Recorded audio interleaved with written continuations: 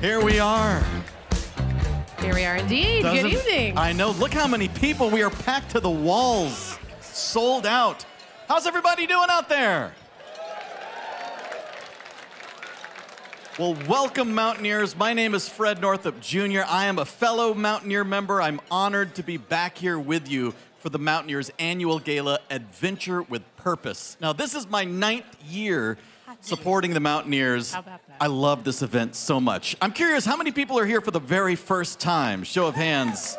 Wow! How about a round of applause to all the new people? Thank you for being here. In fact, keep those hands up because we're broadcasting around the world, literally right now. Everyone wave to our virtual viewers. Hello!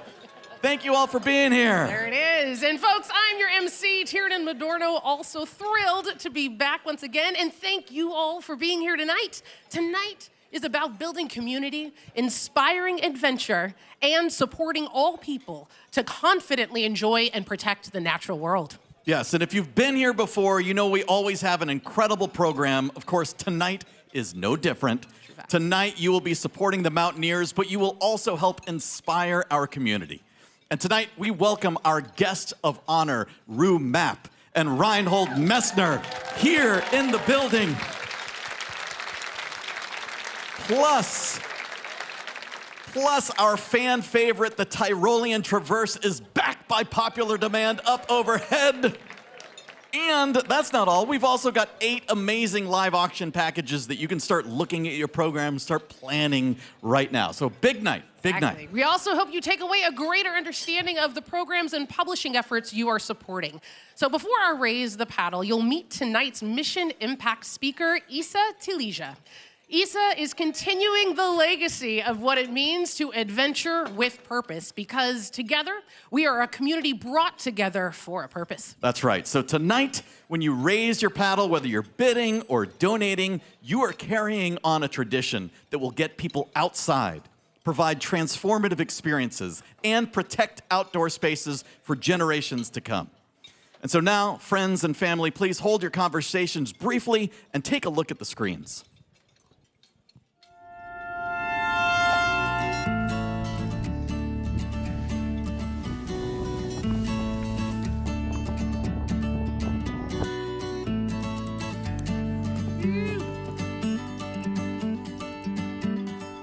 Mountaineers adventure with purpose.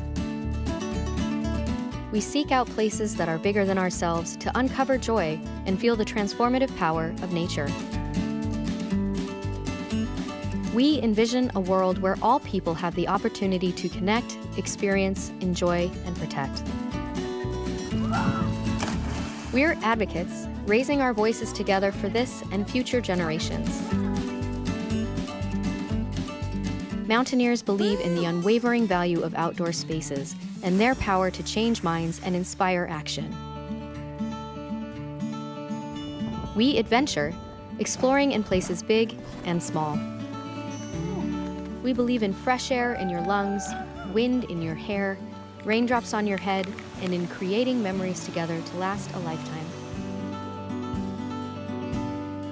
We're a community, teaching responsible recreation for all people to find belonging in the outdoors. We believe knowledge fosters thriving communities, growing connections with every lesson. The Mountaineers flourish thanks to a culture of giving. Our volunteers give back and pay it forward, empowering others to confidently explore in their own backyards and beyond. We believe we are all connected to this earth and to each other through the magic of outdoor play. Our supporters help us go farther, providing resources to reach more people and to preserve the outdoor experience. Each act of giving strengthens our bonds and deepens our roots. Together we grow. Together we thrive. Together we shine. We adventure with purpose. Together.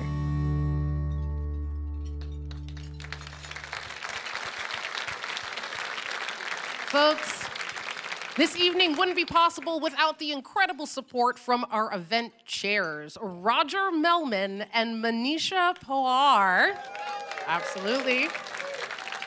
Thank you both for serving on our board of directors, but also as gala event chairs to help make this evening a success tonight. Yes, and let's be sure that we recognize our table hosts and captains who packed this room tonight. Take a look up on your screen. Our table captains, board members, they're members of our Peak Society, super fans of Reinhold Messner and Mapp. They're all here. You're some of our most active and engaged supporters, and thanks to you, we successfully sold out this event literally weeks after the sales opened. It's like Taylor Swift and then the Mountaineers Gala. It's like, obviously. that is the order Obviously. of sell-through. Also, a special welcome tonight to the super VIP table. Next year's VIP table is up for auction this evening. So I hope you enjoy your extra gifts, VIPs, wherever you are. The There swag, they are. Look they're at there. How that. could I Look at miss? They're sparkling in the sea. They're wearing Here we are. crowns and lit tiaras. I mean, love it. In a customized cake, I hear. Oh yeah, look at that centerpiece. Not too shabby. I mean, that's amazing. And of course, we are honored to have tonight's Adventure with Purpose honoree, Mapp, is here again. Let's give another round of applause.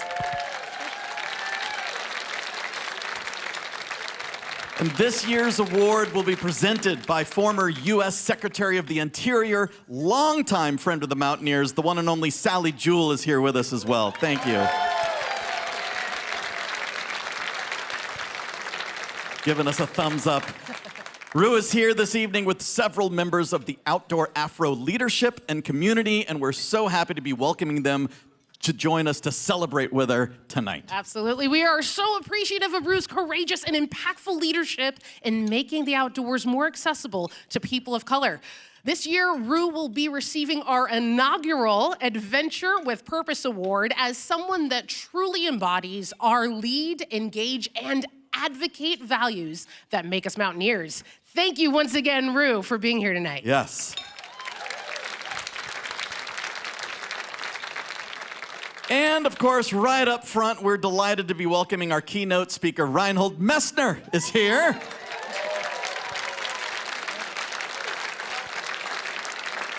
Now, you all know Reinhold, for the one person maybe who does not, the first person ever to summit Everest without contained oxygen, the first solo ascent of Everest also without contained oxygen. Tiernan, I think first, and then you were second. Yeah, is that right? Yep. I can't remember. That's what I wrote on Wikipedia, so now it's true. Thanks. Reinhold is joining us all the way from his home in Italy. He's been traveling around the world on a speaking tour, and the Mountaineers are honored. There he is right there. Honored to be hosting you here in Seattle. Welcome to the Pacific Northwest. Well, we have so much lined up. We promise you this is a fabulous and fun event. All of you who are new, I promise you, you'll be clamoring for tickets next year. Exactly. Now, folks, please welcome the Mountaineers Board President and Event Co-Chair, Manisha Powar.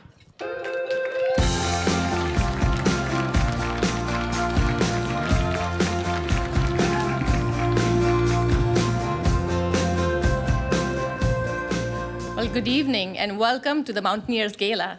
I'm Manisha Powar, the board president for the Mountaineers and co-chair for tonight's event.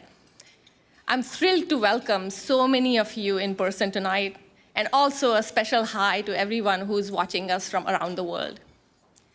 I'd like to begin this evening by respectfully acknowledging that we are on the lands of the Pacific Northwest Indian tribes, who live here and steward these lands and waters as they have since time immemorial. As we pursue our mission, we strive to listen to and amplify their traditions and values through respectful engagement. I also have the honor of recognizing the dedication and public service of three esteemed guests who have joined us tonight: former CEO of REI and former US Secretary of the Interior, Sally Jewell, Washington State Attorney General Bob Ferguson, and Public Lands Commissioner Hillary France.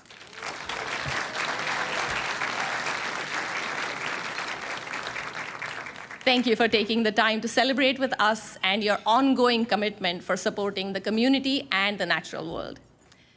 We are also grateful to welcome three of our past Gala honorees tonight. 2023 honoree Steve Swenson, 2022 honoree Diane Roberts, and 2013 honoree Jim Whitaker, who also helped launch this event 11 years ago.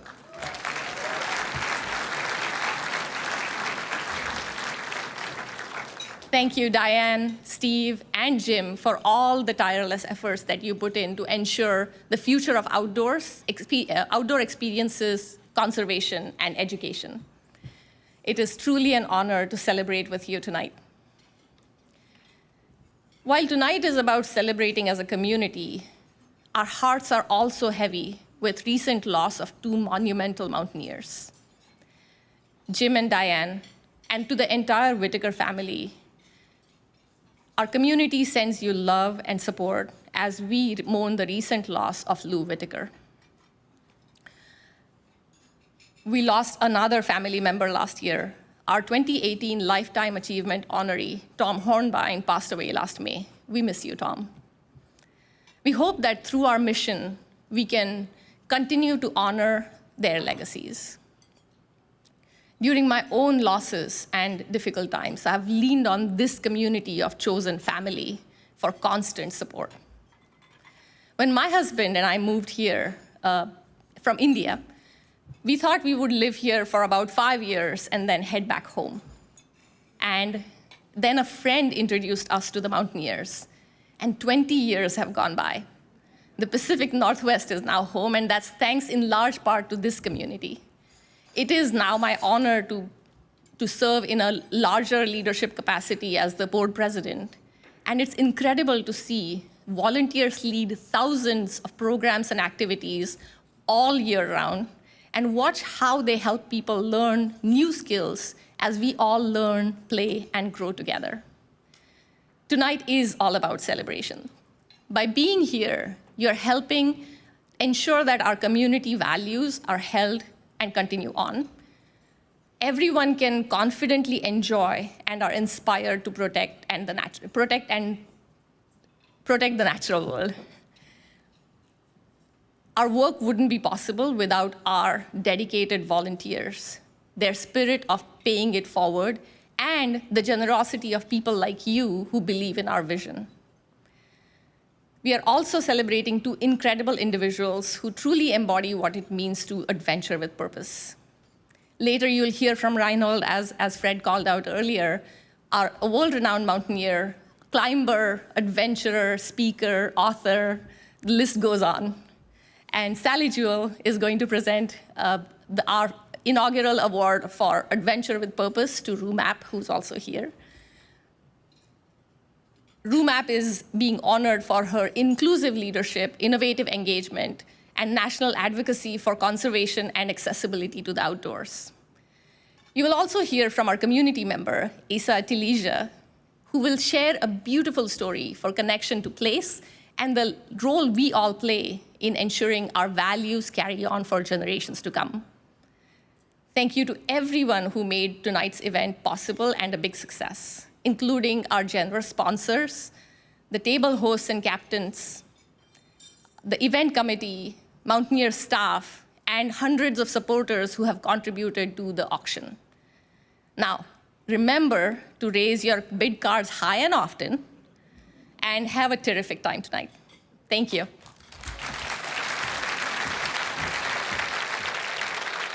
Thank you, Manisha. All right, we're keeping tabs on the super VIP table right there. They're getting real fancy. I like it. I heard there was a bedazzler in there somewhere. You had me at bedazzler. So look at all the incredible colors over there, folks. I can see they're working. They are. The bedazzling, it's true. You could be sitting at the VIP table next year with dedicated cocktail service. That auction item is coming up a little bit later. You had me at dedicated cocktail service. Dedicated cocktail service. All right. Again, we know that we've got some new Mountaineers. You're about to see something you've never seen before. Only in the Pacific Northwest, only from the Mountaineers. It's the world-famous Mountaineers Tyrolean Traverse. There it is. In case you're not a climber like me, a Tyrolean Traverse is used to move between two rock features. It's commonly used to negotiate rivers or reach a detached rock pillar. Boy, my vertigo just kicked in saying that. The climbing style was developed and named after the Tyrol region in Italy and Austria, where our keynote, Reinhold Messner, is from. And tonight, the Traverse will happen right over your heads. Yes, and racing once again, we have teens. Teens are back. You can see them up there. They're from the Mountaineers Adventure Club. They have been training for this Mack battle all season long. They're ready to race their hearts out, Tiernan. Folks, Kai is in blue tonight, and he's racing to lead innovation in outdoor education. Sawyer is in red tonight, and he's racing to engage a vibrant community of outdoor enthusiasts. Keisha is in green tonight, and she's racing to advocate on behalf of the natural world. Are you ready to meet tonight's racers? All right, let's crank the music. Here we go. Up first in blue, as you heard, Kai Davey. Kai is a junior at Roosevelt High School. Kai loves running, climbing, and hiking. He first got involved through the Mountaineers Explorer program, is now a part of Mack. He's here tonight to show you what he's got. He's racing to lead innovation in outdoor education. He wants to support volunteers as they share their love of the outdoors. It's Kai Davey, everybody! Thank you, Kai.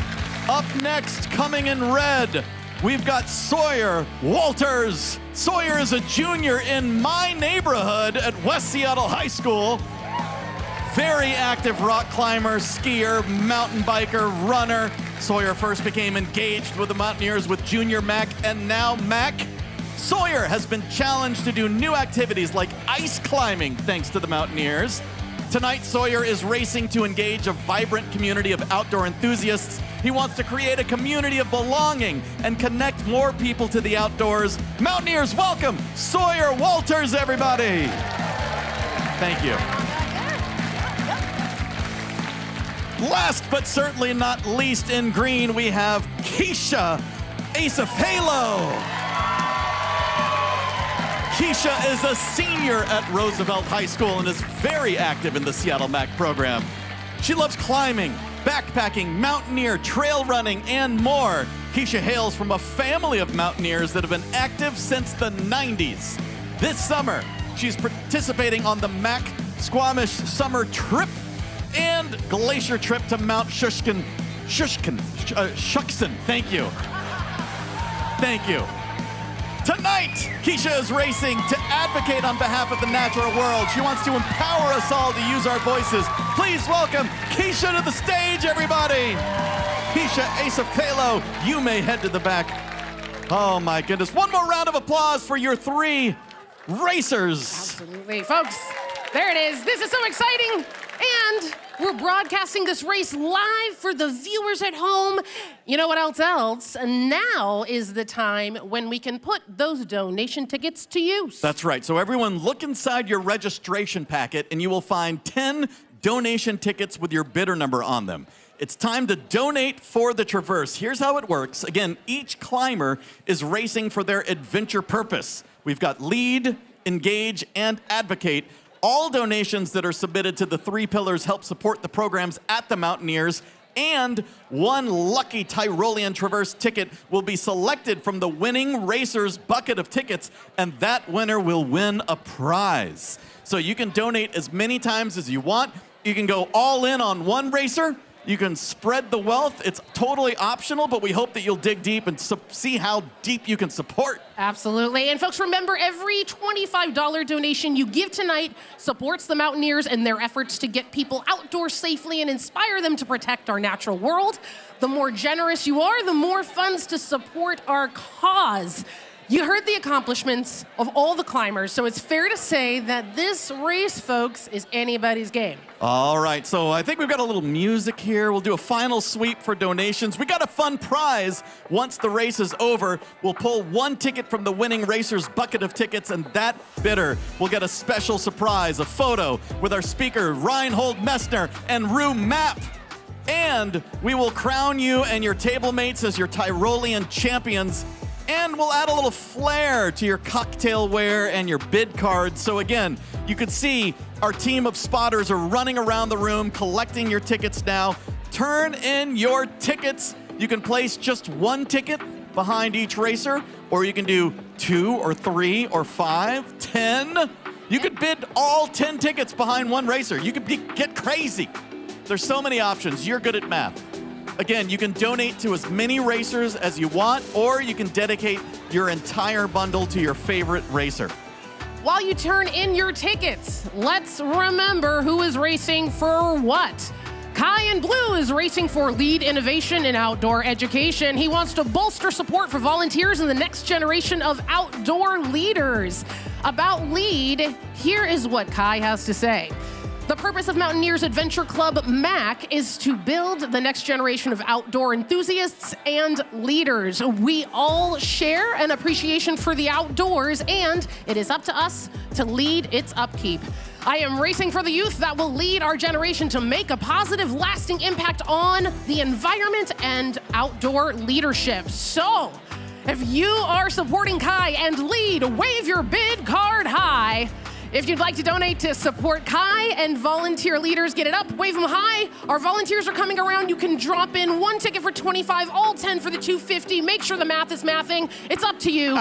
Drop your donation cards in the spotter's blue bag. Yeah, and again, as you can see up on the big wall, Sawyer is in red and racing to engage a vibrant community of outdoor enthusiasts. Sawyer wants to build a culture of belonging in the outdoors and inspire the next generation. About Engage, here's what Sawyer said, quote, I think it is important to build a strong and diverse community in the outdoors so that we can support and learn from each other. I feel it is all of our responsibilities to share with others what we know and create an environment where everyone feels welcome and included. So if you're supporting Sawyer and Engage, you can wave your hand, wave your bid card. We will come find you right now. You can support Sawyer in the future of belonging in the outdoors. Again, our volunteers are coming around now. Drop in one ticket for $25 or all of them. It's up to you. Just look for the red bag. Love it. Keisha is in green, and she's racing to advocate on behalf of the natural world. She wants to create a community of powerful voices for our public lands. About Engage, Keisha says, quote, as an outdoor enthusiast, it is easy to focus on reaching the summits and seeing the pretty views. However, without focusing on advocating for our natural world to protect it from the ever-changing threats it faces, we won't be able to reach those summits, and those views may not be quite so spectacular. Advocacy is a really important part of our responsibilities as outdoor recreationists. So, folks, if you are supporting Keisha and Advocate, raise your bid cards. Raise them high, wave them high. You can drop in 1, you can drop in 10. Tickets are $25. It's up to you how much you support. Drop those in the green bag for Keisha. All right, has everybody turned in your tickets? Is there anyone else who needs to turn in any more tickets? If you need to turn in tickets, wave your arms and we will bring a bag to you. Otherwise, it's time to race, everybody. It's time to race. Who's ready for the race? All right, here's how it works. There are 2 flags, one here, one at the far end that the racers pull. So again, you've got one across the room, one right here at the finish line. They're gonna grab the first flag across the room. Then they're gonna come back over our heads for the second time and grab this second finish line flag. They have to grab both flags. The racers are ready. We are gonna step to the sides. Friends from around the world, on your mark, get set, go! And here they go! And they're off. It's a quick, look at that. We're dragging the curtains across the room. Uh-oh. We rehearsed this.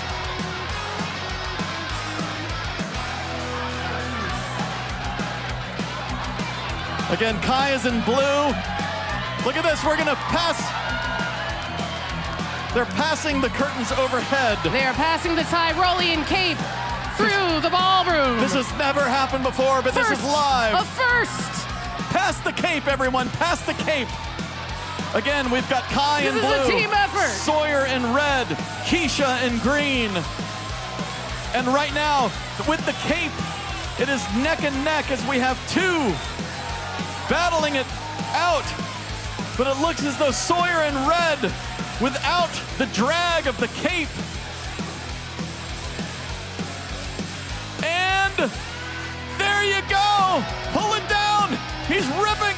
There we go. Sawyer in red is our champion as the never-before-seen cape is past. Kai in blue coming up a close second. Keisha bringing us home strong. Go, girl, go. You got this. Give her a round. Help her out, folks. She's coming along. You got this, Keisha. Amazing, amazing. And I love the community crowd surfing the cape. Keisha, Keisha, Keisha. Keisha.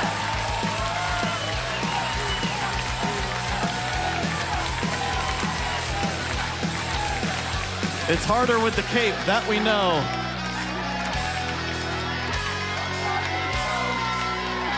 What an amazing race.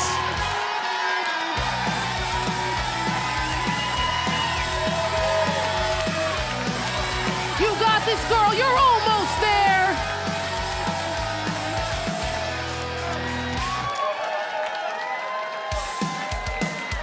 Atta gal. Keisha, finishing strong. Keisha, Keisha. You got this, girl. You are right there. You got this. Get it, get it, get it. Go. There they are, your three finishers. Congratulations. And our champion is Sawyer. Congratulations, Sawyer. That was the most dramatic Tyrolean Traverse we've ever had. I dare say. I don't know how often those of you who have executed a Tyrolean Traverse have also had to drag a curtain with you. But it very much complicates the whole process, Yeah, not for the I'm faint told. of heart. Not for the faint of heart. Well, what an incredible effort, an exciting race. Thank you all, racers. One more round of applause for our racers here. I love it.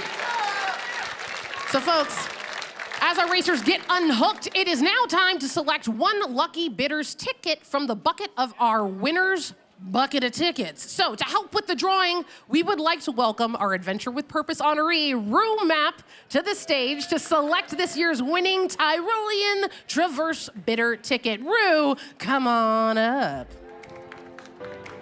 All right.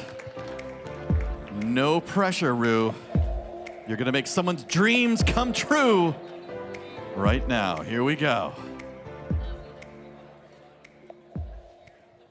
It's exciting. Bidder number 523. Bidder 523. Let's see if we can get that name up. Where are you, There number he is. 523? Right there. Congratulations, number 5. You are our champion. Thank you. And we will see you shortly. Thank you so much. Everybody, one more round of applause for all of our Tyrolean Traverse racers.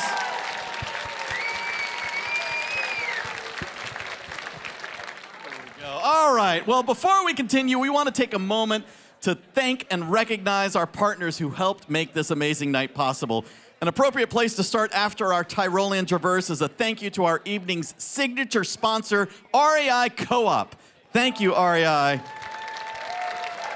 We are so grateful for REI Co-op's continued support of the Mountaineers as our signature youth sponsor, providing critical funding to elevate our youth partner programs, Mountain Workshops. The Mountaineers and REI have a deep history dating all the way back to 1938. Mountaineers climb leaders Lloyd and Mary Anderson created REI as a way of making quality climbing gear more accessible to mountaineers, students, and instructors. And we're incredibly grateful for the continued partnership, so thank you to REI. Yes, thank you. We also want to say thank you to tonight's supporting sponsors, Rainier Recruiting. Thank you, Mountaineers board member Brad Neer, who is hosting our Adventure with Purpose honoree, Mapp, representatives from Outdoor Afro, and guests this evening at the Rainier Recruiting table. Thank you.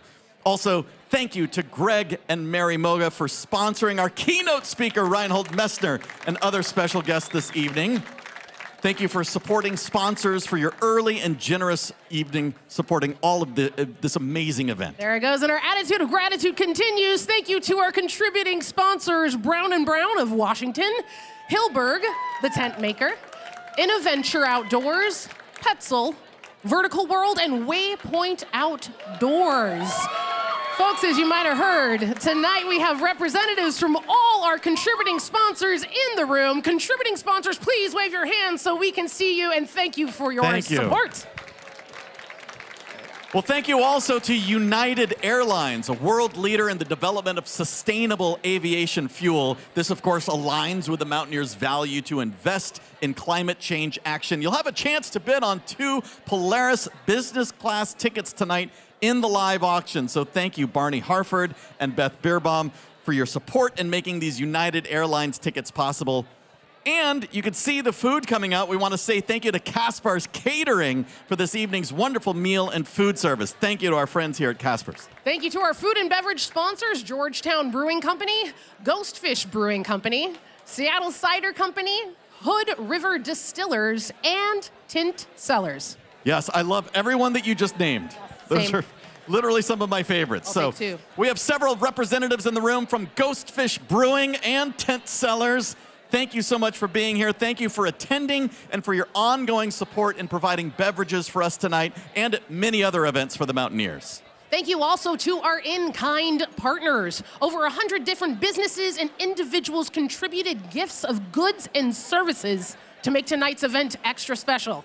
You can see the full list of supporters on the back page of your programs. It is thanks to each of their donations that tonight's more than 50 live and silent auction packages were made possible. So let's give them a round of applause as well, please. Yes, thank you. All right, it is time to begin our live auction. So find your bid card. Make sure the bid card that you're holding matches the number on your name tag. It's very embarrassing to spend someone else's money. Kind of a little bit. So make sure you've got your bid card. We've got our photographer. Will you come join us up here? Everyone, hold up your bid cards. Hold up your bid cards. We're going to do a practice auction. This is the only time it doesn't cost you any money. Love it. And here's our practice auction. No matter where you're going in the world, you will have perfect conditions for your selected activity. From perfect powder to perfect sunshine, the birds will be out when you're birding. Whatever activity you choose, you'll have perfect conditions. So everyone, hold up your bid cards so we can take your picture. Hold up your bid cards. Hold them up high. Here we go. Hold up your bid cards. Here we go. 10,000 to bid now 20. 20,000. This is just practice. Hold up your bid cards. 30,000, 40, 50. How about 100,000? 100 is bid there. 200, 300, 400. How about $1 million? Sold right there. $1 million. Number 549. I saw you first. Congratulations for $1 million. All right. Follow along in your program. Let's talk about auction item number 1. Item number 1, folks, a photograph print of K2. This is photographed by Diane Roberts and signed by mountaineering legends Reinhold Messner and Jim Whittaker. Both Jim Whittaker and Reinhold Messner made history with their summits of K2 in the 1970s. You can read more about these mountaineering feats with the 2 autographed books, Whittaker's A Life on the Edge and Messner's My Life at the Limit. This is a 24 by 36 inch print on archival paper, custom framed with high quality UV protected coating. This photograph is a piece of history, folks. And I love that. You know, when you buy art, you want it to be number 1. This is number 1 of 5. Number 1 of 5. You can see there are the 2 signatures right there. Number 1 of 5. Of course, Diane also signed this. So friends, I have breaking news. Before we continue, breaking news. Reinhold brought something special with him to add to this package. We are adding a vintage t-shirt worn by Reinhold Messner to the summit of Mount Everest, signed by Messner himself. Now this t-shirt was part of the 1982 Rainier Mountaineering China Everest expedition. It was really special because Lou Whitaker was the expedition leader as well. So in addition to this, you also get that vintage t-shirt worn by Messner to the summit of Mount Everest. Now, Jim and Diane are here with us tonight, great friends of the Mountaineers. They both, of course, have been awarded Lifetime Achievement Awards at previous Mountaineers Gala. So can we give a big round of applause to all of our donors? And Framed Central Wallingford, thank you so much. All right, this is incredibly special, incredibly special. So, plus you get the autographed t-shirt that went to the summit of Everest. Your bid card's already up. Start me at $2,000. $2,000 is bid, now $2,500. $2,500 is bid in the back, now $3,000. $3,000 right up front, now $3,500 is bid there, now $4,000. $4,000 in the back, now $4,500. $4,500 right there, thank you, now $5,000. $5,000. $5,000 is bid. You've got to be $5,500 in the back, you're out. $5,500. I've got $5,000 bid. You've got to be $5,500. $5,500. $5,500 now. I've got $5,000. $5,500 is bid. Now $6,000. $6,000. $6,000. I've got $5,500. You've got to be $6,000, everyone. $6,000. Remember, you get the t-shirt, the autographed t-shirt, and the autograph print. $6,000. $6,000 is bid. Now $6,500. I'm looking in the back. You've got to be $6,500. $6,500. $6,000 in the lead. You've got to be $6,500 for two pieces of history. Don't miss out on auction item number one. Again, I've got $6,000 in the lead. You've got to be $6,500. $6,500. Again, I've got $6,000 bid. You've got to be $6,500 is bid. Now you've got to be $7,000. $7,000. I'm looking around the room. You've got to be $7,000. $7,000 going once. Going twice. Last chance to bid. $7,000 is bid right here. Woo, look at that. $7,000 in the lead. You've got to be $7,500 back there. $7,500 is bid. Now $8,000 back to you. What do you think? $8,000. I've got $7,500 in the lead. It's your turn at $8,000 is bid. Now $8,500. $8,500 is bid. Now $9,000. It's only money. You'll make more. $9,000 is bid. Now $9,500. $9,500. I've got $9,000 here. $9,500 is bid. Back to you at $10,000. $10,000 is bid. Now $10,500. $10,500. They're waving me off. $10,500. I've got $10,000 in the lead right here. Got to be $10,500. $10,500. You're in the lead here in the room at $10,000. You've got to be $10,500 going once. $10,000 here in the room. You've got to be $10,500 going twice. Last chance at $10,500. Sold right here, $10,000. You've got it. What's your bid number here at $10,000? Hold up your bid number at $10,000. What's your bid number there? Number 136. Number 136 at $10,000. And that's, of course, Danae. Congratulations. And Todd, congratulations. Amazing.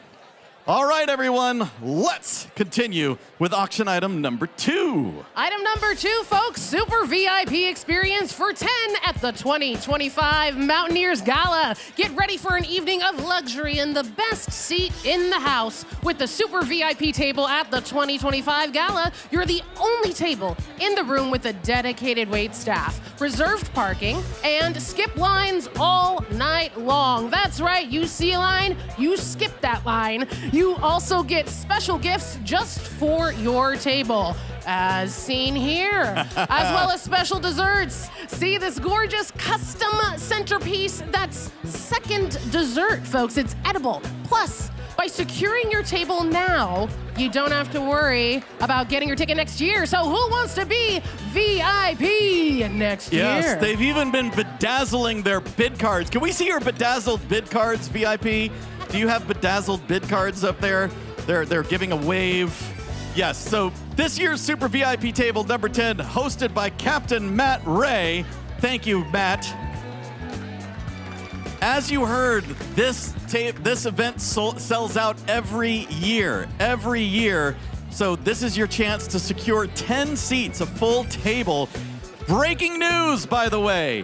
Next year's keynote is world champion climber, author, U.S. national champion climber, Sasha DeJulian is our keynote next year. So if you want to lock in your 10 chairs now to see Sasha, our keynote speaker next year, this is your chance. With that, who'll start me off at $1,000 to be our VIP table? $1,000 is bid. Now $1,500 for VIP. $1,500 in the back. Thank you. Now $2,000. $2,000 right up front. Now $2,500. $2,500 here. Now $3,000. I've got $2,500 here. Right up front on the left, you've got to be $3,000. $3,000 is bid in the middle. Thank you. Now $3,500 is bid up front. Now $4,000. $4,000. I've got $3,500 up front. You've got to be $4,000. $4,000 is bid. Now $4,500. $4,500 is bid. Now $5,000. I've got $4,500 here. You've got to be $5,000. $5,000 is bid. Do you want to go $5,500? $5,500 is bid in the back right.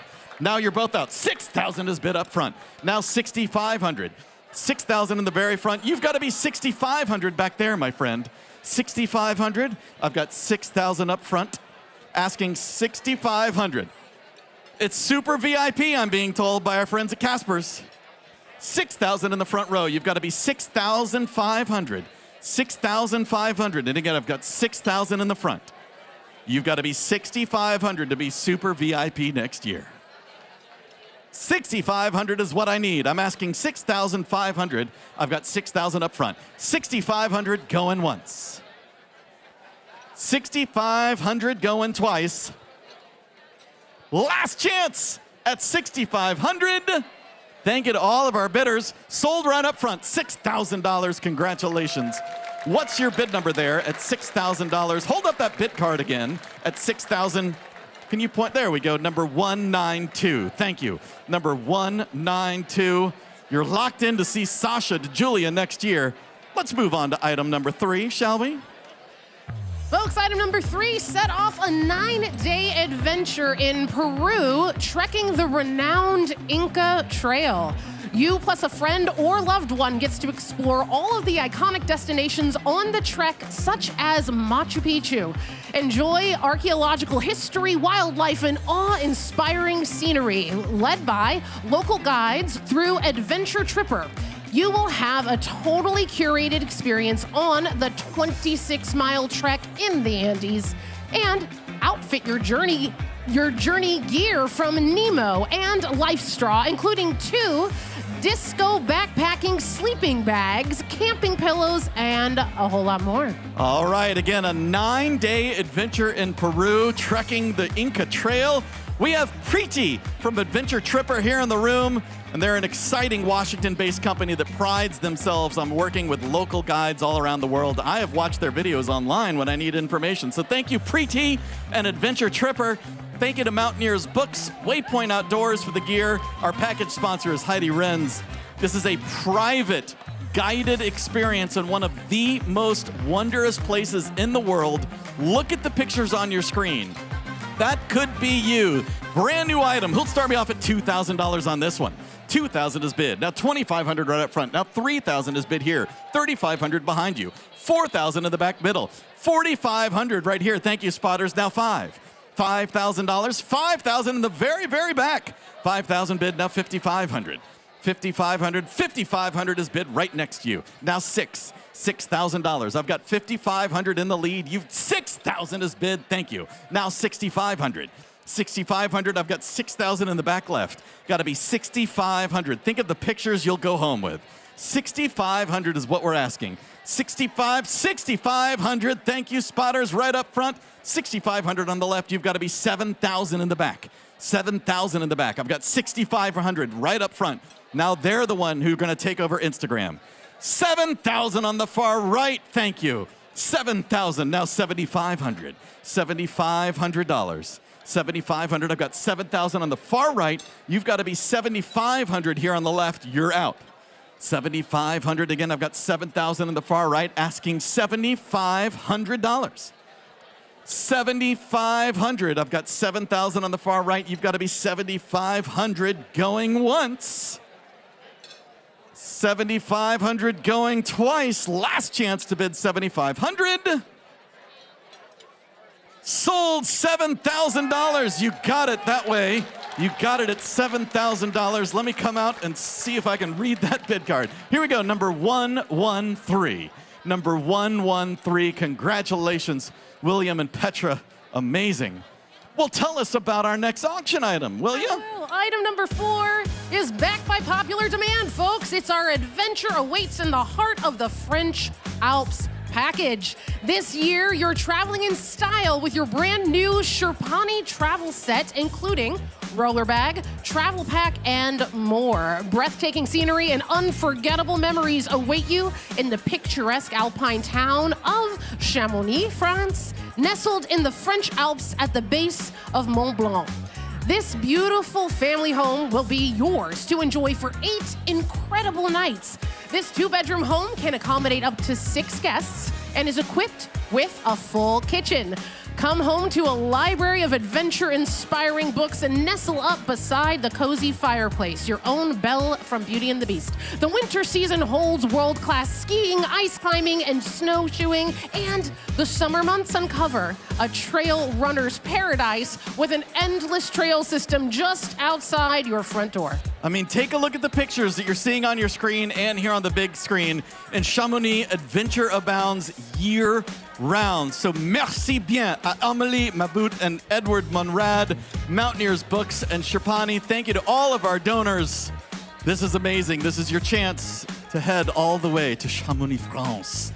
I love this. So with that, who'll start me off at $2,000 now? 2,000 is bid now, 2,500 right up front now, 3,000 is bid next to you. 3,500 on the far right, now 4. 4,000 in the back, now 4,500. 4,500 here in the middle, now 5. 5,000 on the left, now 5,500 in the back left, now 6,000. 6,000 in the back center, now 6,500. 6,500 right up front, thank you, now 7. 7,000, 7,000 bid on the left here, you've got to be 7,500. I've got 7, you're in the lead at 7,000 right there, stay there, now 7,500. 7,500 right here. Now it's your turn at 8. $8,000. I've got 7,500 in the lead. You've got to be 8. $8,000. 7,500 right here. Asking 8,000. $8,000 again. I've got 7,500 in the lead. You've got to be 8. $8,000. 7,500 here. 7,500. Asking 8,000. 7,500 here. How about 7,750 just to keep the party going? 7,750. Again, I've got 7,500 right here. Asking 7,750 is bid. Amazing. Now 8,000. $8,000. I got 7,750. They're saying I can sell 2. Hold on. All right, let me come over here. I'm coming your way. They're at 7,750 back there. All right, we're gonna sell 2 at 7,750 right here. What's your bid number in the back at 7,750? Hold up your bid number. Number 143 takes 1 at 7,750. And right up here, number 249 joins Jessica and Timothy. Number 249, congratulations. Thank you so much, Jonah and Ann. Amazing. How about a big round of applause, and thank you for letting us sell 2. That's amazing. All right. I love auction item number 5 because it's like it's ripped from the headlines. Let's hit the music here and listen to your voice. Item number 5, a private dinner party tomorrow with Reinhold Messner and Rue Mapp. Folks, this is a buy-in experience. Get ready.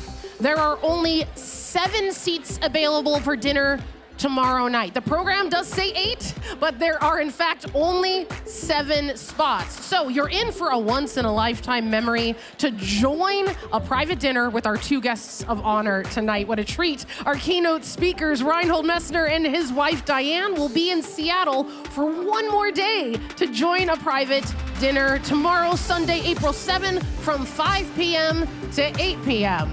A legend in mountaineering and exploring the world, there will be no shortage of stories to delight and inspire. You're also thrilled, we are thrilled, to share the table with Adventure with Purpose Award honoree Rue Mapp. The private dinner experience will be hosted at the beautiful Lake Washington waterfront home of Anne and Bruce Bloom.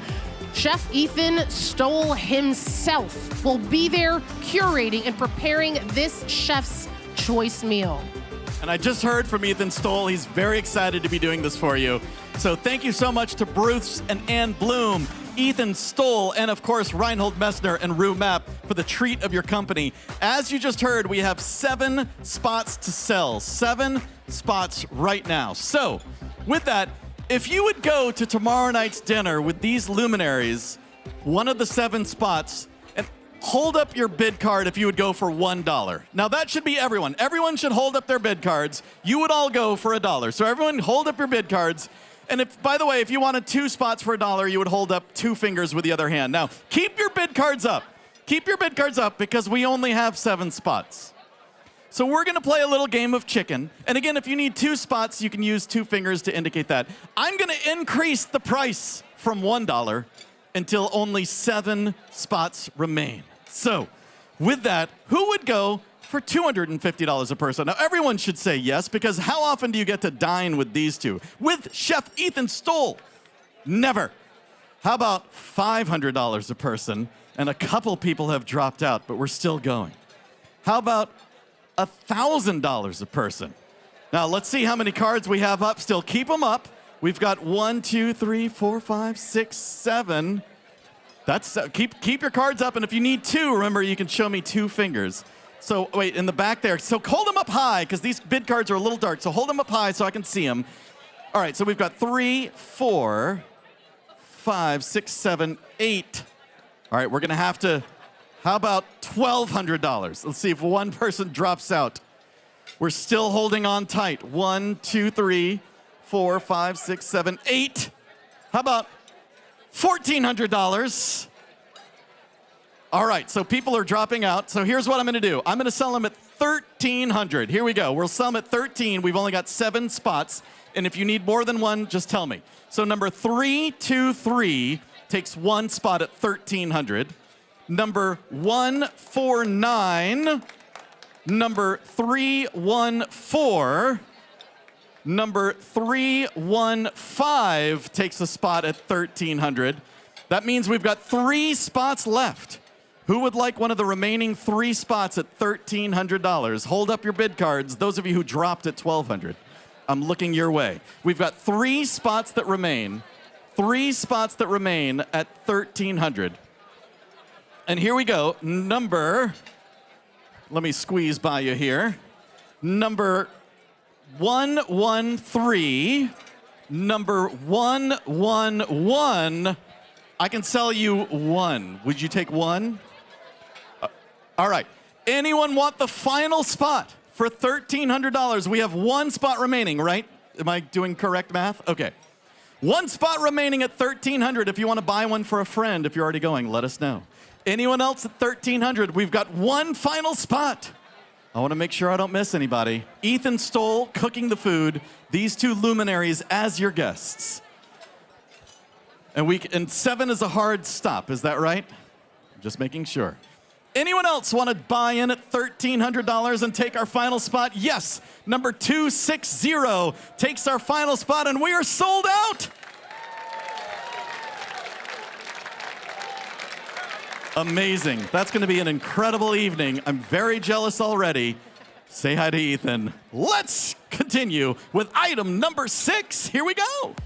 Folks, 5-night mountain getaway in the Grand Tetons. Summer or winter, you and 5 guests can enjoy the endless glory of the Tetons. The package includes 2 first-class tickets from Alaska Airlines that can take you directly to Jackson, Wyoming.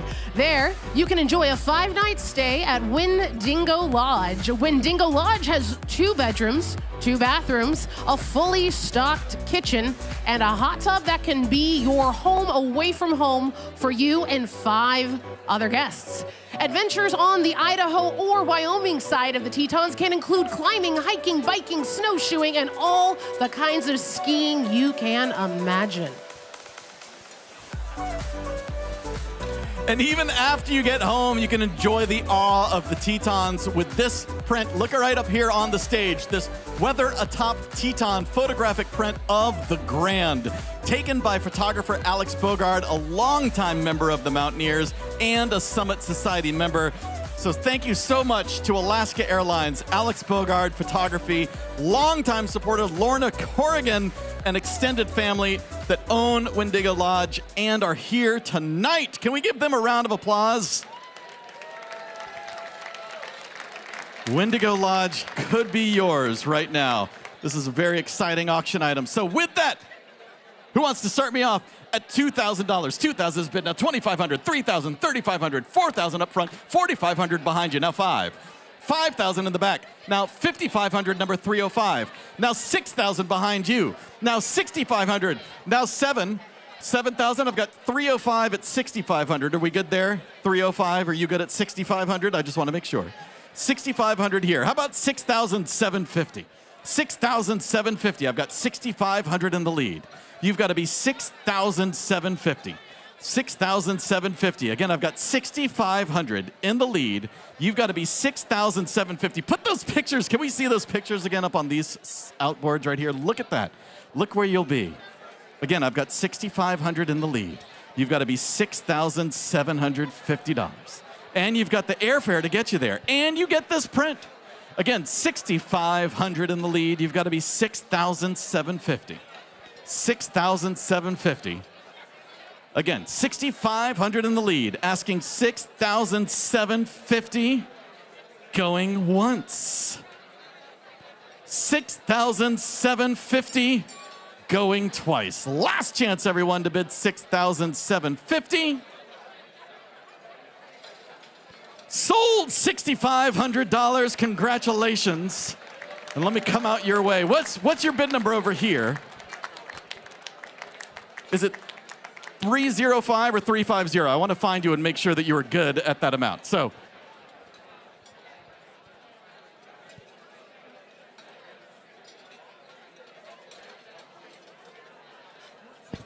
all right, so you were at $6,000 because there were a lot of cards happening quickly, so I want to make sure I'm not running you up too high. All right, you're at $6,000. I'm going to open it back up just to make sure we're doing this right. You're in the lead at $6,000. Would anyone like to outbid him at $6,250?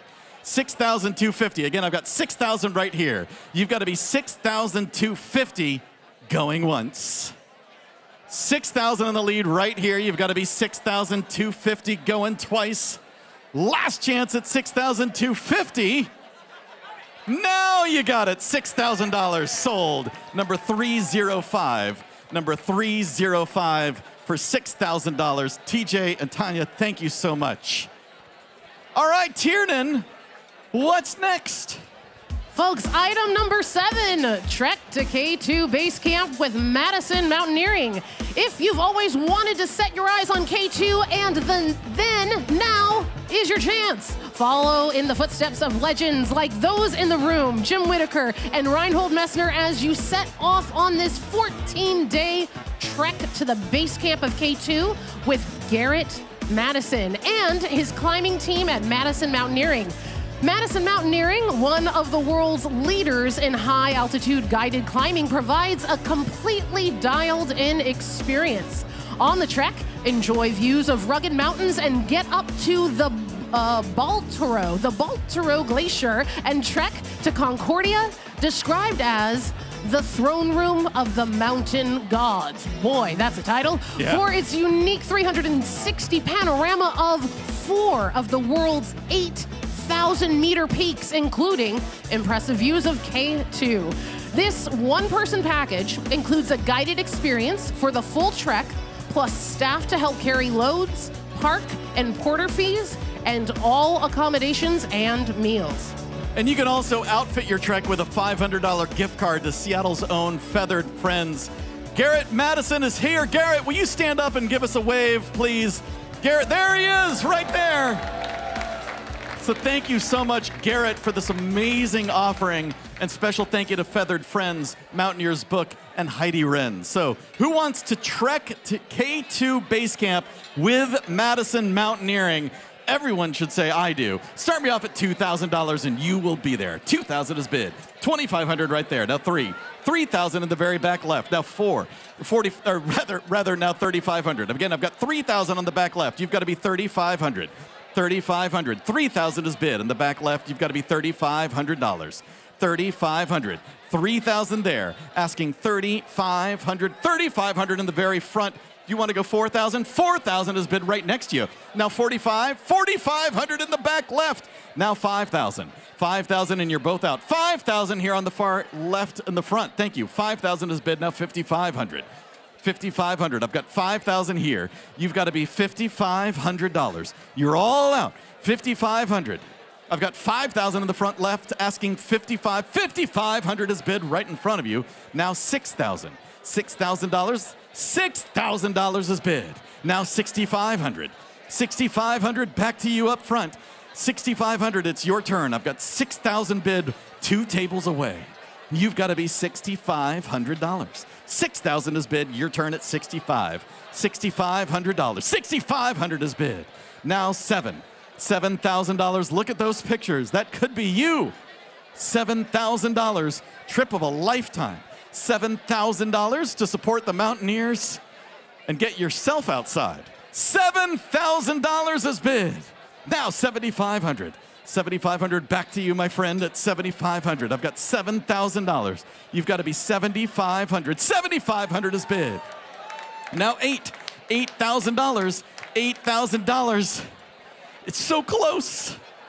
$7,500 right here. You've got to be $8,000 now. $7,500 in the lead. Do you want to go to $8,000? $7,500 here. Asking $8,000 going once. It's very close. You are only in second place. It's so close. $8,000 going twice. Again, $7,500 in the lead right up front. Last chance to bid $8,000. Thank you so much for your help. Thank you. Sold right up front, $7,500, number 435 at $7,500, number 435. Joshua and Kendra, congratulations. And again, thank you to everybody who bids. Everyone who bids helps us raise money and support the Mountaineers mission. So thank you to everybody who bids. With that, let's get to auction item number 8. Hold for it, folks. It is our last item. Item number 8, 2 United Polaris business class tickets to anywhere in the world United flies. If you've always wanted to treat yourself to a little bit of luxury, these tickets will give you the ultimate comfort and convenience as you travel to your next adventure. Escape to the warm beaches of Tahiti, trek through the Tour de Mont Blanc in the French Alps, or explore the sights and sounds of Sydney, Australia. That's right, folks. Patagonia, New Zealand, Singapore, Cape Town, the sky is the limit. And these, by the way, are valued, depending on when you fly, at up to $15,000 each. So valued at $30,000, over $30,000. So this is amazing. We've got your in-flight entertainment covered. We've got a copy of Mountaineers books titled Walking on the End of the World by Beth Jacino. So special thank you to Barney Harford and Beth Birnbaum, Mountaineers Books, and United Airlines. Again, these are valued at up to $30,000 depending on where and when you fly. And so with that, $30,000 worth of tickets. Who'll start me off at $10,000? And here we go. $10,000 is bid, now $11,000. $11,000 takes the lead, now $12,000. $12,000 bid right here, now $13,000. $13,000 in the very back center. I see you right there at $13,000. Now $14,000. $14,000 right up front. Now $15,000. $15,000 here. Would you want to go $16,000? $16,000 is bid here. Now $17,000. $17,000. I've got $16,000 now. $17,000 bid right up front here. Now $18,000. $18,000. I've got $17,000 right here. You've got to be $18,000. $17,000 in the lead. $18,000 is bid. Thank you. Now $19,000. Back to you at $19,000. $18,000 was bid. Your turn, $19,000. $19,000 is bid. Now $20,000. $20,000. I've got $19,000 bid right here. You've got to be $20,000. $20,000. They're talking it over. I like luxury. You like luxury. $20,000. I've got 19 in the lead. Who wants to bid $20,000 to support the Mountaineers? What do you think? 19 in the lead, you've got to be 20. $20,000 is bid. 20,000 is in the lead. Now 21,000 is what we're asking. 20,000 took the lead, you've got to be 21. Thank you for your help. 21,000, everyone else jump in when you're ready. 21,000 is what we need. I've got 20,000 bid, asking $21,000 going once. 21,000 going twice. Last chance, last call to bid 21,000. Thank you. Sold $20,000. Congratulations. $20,000, number 126. Number 126. Amazing. Leroy and Becky, thank you so much for your generosity and your bidding. Wow. All right, Casper's Catering, we're going to hold service for 15 minutes. This is the most important part of our evening. So again, Casper's, we're going to hold service for 15 minutes. And friends, this is the only time when we ask you to hold your conversation. So everyone, turn to the person next to you and politely say, shh. Shh. Again, this is the only time we're going to hold our conversation. Turn to the person next to you and just say, shh. And again, to our friends at Casper's Catering, we're going to hold service for 15 minutes. This is the most important part. This is why we're here. It's time for us to tell you a bit more first about why you're here tonight and the work of the Mountaineers. You're about to meet Isa Tilija. Isa is an avid skier, snowshoer, climber, hiker, backpacker, and a novice surfer. What doesn't she do? 2 decades ago, her family immigrated from Nepal, and the Mountaineers was the first organization her family joined. She is here tonight to share how this community has supported her through a series of firsts that has shaped who she is today. Isa is passionate about the mission of the Mountaineers. She supports the vision where everyone can find a sense of belonging in the outdoors. So please welcome our dear friend, community leader, Isa Tilija.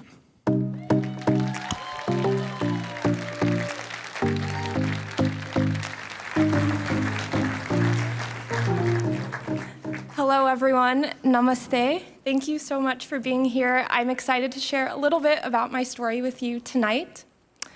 My first experience in the mountains was being carried in a basket by my parents to receive blessings from my grandparents in our indigenous village, Ramche, in the Annapurna Mountains of Nepal.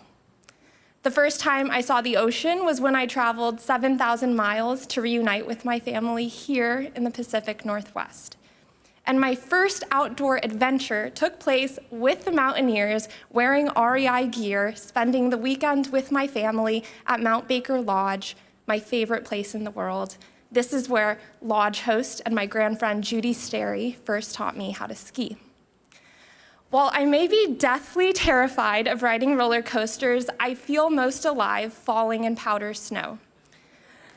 This is the most life-changing gift the Mountaineers community has given me, is to trust in the fall.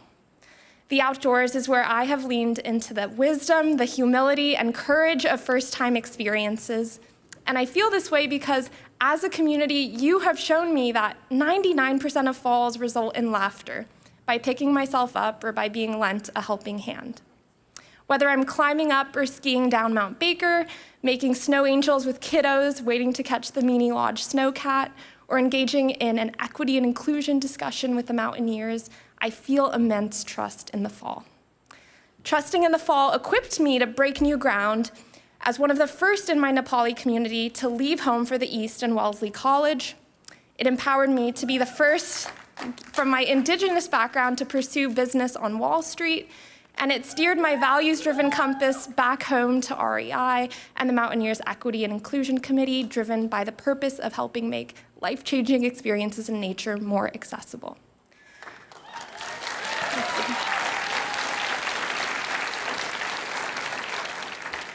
Trusting in the fall, I also applied to business school MBA programs, and I'm so excited and honored to be starting this fall.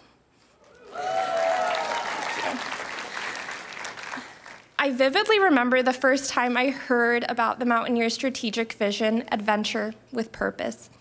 It resonated so deeply. Adventure with Purpose encapsulates the profound impact the Mountaineers has had on my life and its tremendous leadership in addressing some of our region's and the world's largest existential threats. Threats like climate change and inequitable access to time and belonging outside. This leadership is what we are championing when you and I choose to give back as part of this community. Just last month, I helped host 62 folks of Himalayan descent at Mount Baker Lodge with the Mountaineers and Nepal-Seattle hiking community. The participants ranged from ages 4 to 82. There were world-renowned Sherpa mountaineers from our community. But for most folks, it was the first time they'd ever stayed at a lodge or experienced snow in Washington. This full-circle experience brought back so many memories that are so formative to who I am today. And it's not just Baker Lodge. All of our lodges, branches, and outdoor centers hold similar magic as a community gathering space for so many. It's heartwarming to know that youth and families from my community will return to Baker for years to come. They too will experience the joy, the agency, and the healing power of spending time outside, just as I have. To ensure this type of future is possible, I'm grateful the Mountaineers serve as a leader in stewardship efforts to address climate change. Glacial lakes are flooding in the North Cascades and in the high mountains of Nepal, causing landslides so catastrophic they could wipe out entire villages. Even the beautiful rhododendron flowers, which are both Washington State and Nepal's national flower, are not blooming as fully as they used to. If you're here tonight, like me, you have a vested interest in ensuring this work continues and is well-resourced. This is an opportunity to connect your resources with mission and purpose. In just a few minutes, you will be invited to raise your paddle, and I hope you'll raise it high, knowing that your support makes many stories impacted by nature like mine possible. You have supported my trust in the fall, but even more importantly, you support the steps that each one of us takes forward in this collective mission, truly powering a vision for the future that I cannot wait for. Thank you.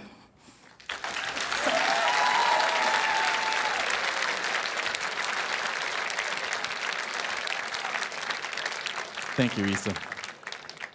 Well, now is the time for all of us to join Isa in support of a future where everyone can find belonging in the outdoors. So how this works is we're going to start at a big number and work our way down. We just hope, as Isa said, that you will join us early so that you can really transform lives through the outdoors.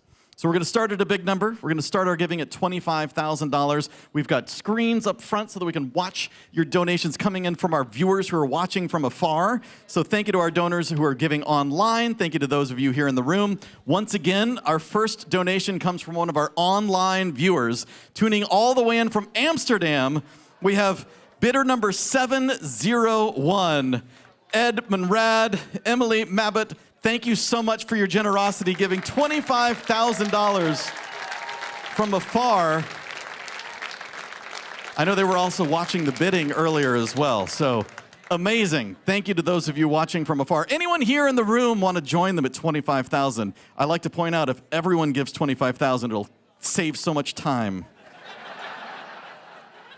How about a round of applause for our donors from afar at $25,000?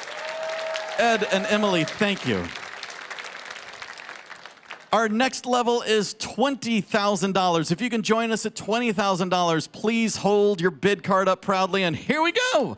Number 192, joining us at $20,000. Rich and Martha, thank you so much. Would anyone else like to join us at $20,000? How about another round of applause for Rich and Martha Draves? Thank you so much.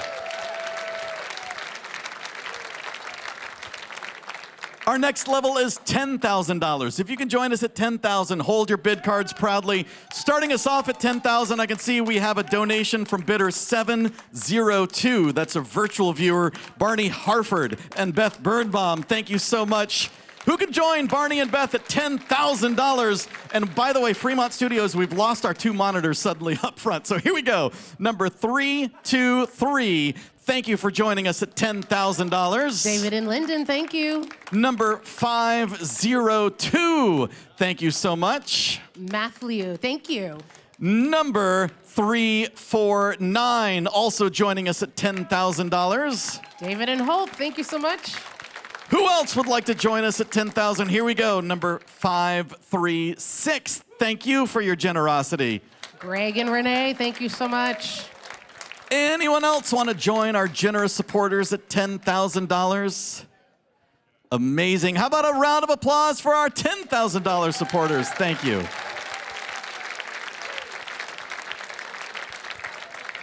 Our next level is $5,000. If you can join us at $5,000, please hold your bid card up proudly and look at all these bid cards going up right here. Here we go, number 418. Thank you so much for your generosity. Maureen and Matthew, thanks. Number 311, thank you so much. Thank you, Peter and Martha. Who else would like to join them? Number 304, thank you. TJ and Tanya. Number 179, joining us at $5,000, thank you. John and Cecile. Who else would like to join us at $5,000? Here we go. Let's see, number 101, thank you for your generosity. Peter and Joan. Number 260, thank you so much. Thank you, Petra and Stuart. Number 510, also at 5,000. Tom and Katie. Number 367, that's our event co-chair, Roger, right there. Thank you, Roger. Number 267, thank you so much. Thank you, Lee Hood. Number 413, thank you for your generosity.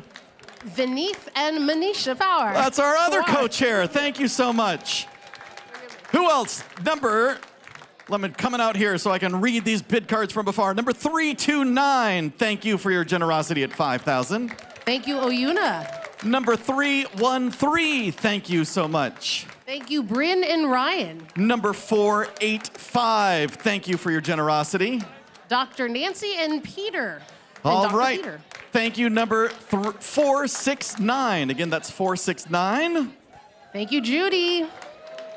Anyone else want to join us at $5,000? I'm looking around the room. Do you see anybody, Tiernan, at $5,000? Right yonder. Right there, number 431. Thank you for your generosity.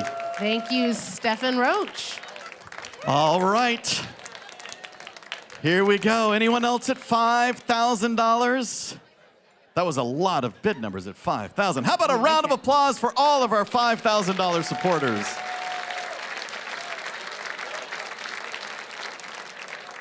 All right, $2,500 is our next level. We are seeing so much generosity from our virtual guests. Mountaineers, past executive director Martinique Grigg just gave $2,500.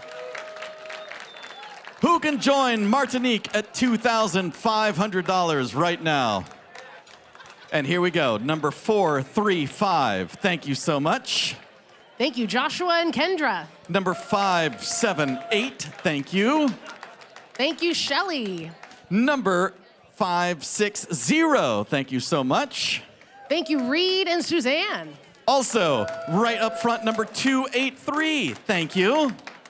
Thank you, Sally and Warren. Number 620, thank you so much. Number 620, thank you so much for your generosity. Right up front, we've got number 478, thank you so much. Again, that's 478, thank you. Hey, Tiernan, if you want, you can head to the back. I think I'm gonna do that. Yeah, I'm gonna yeah. go behind the curtain. Tiernan's gonna disappear. Let's see, number 294. Number 294, oh, we're back, Tiernan, out front. So Lucas and Jamie, thank you so much. Tiernan, you can join us back up front, it's magic. Number 157, thank you so much.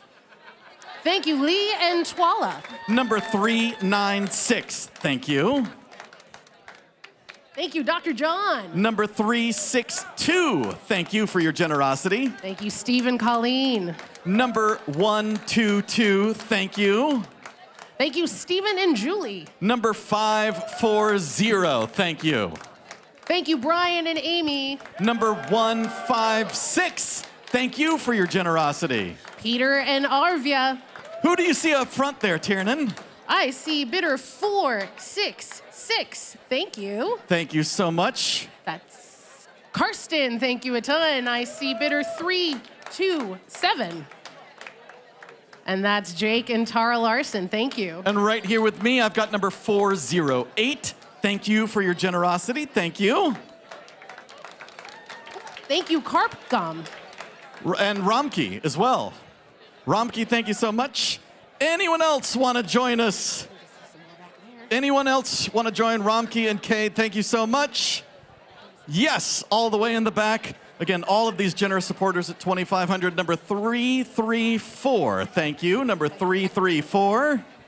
Thank you, Wade and Roxanne. Amazing. Anyone else want to join all of these amazing supporters here at $2,500? How about a round of applause for our $2,500 donors? Thank you.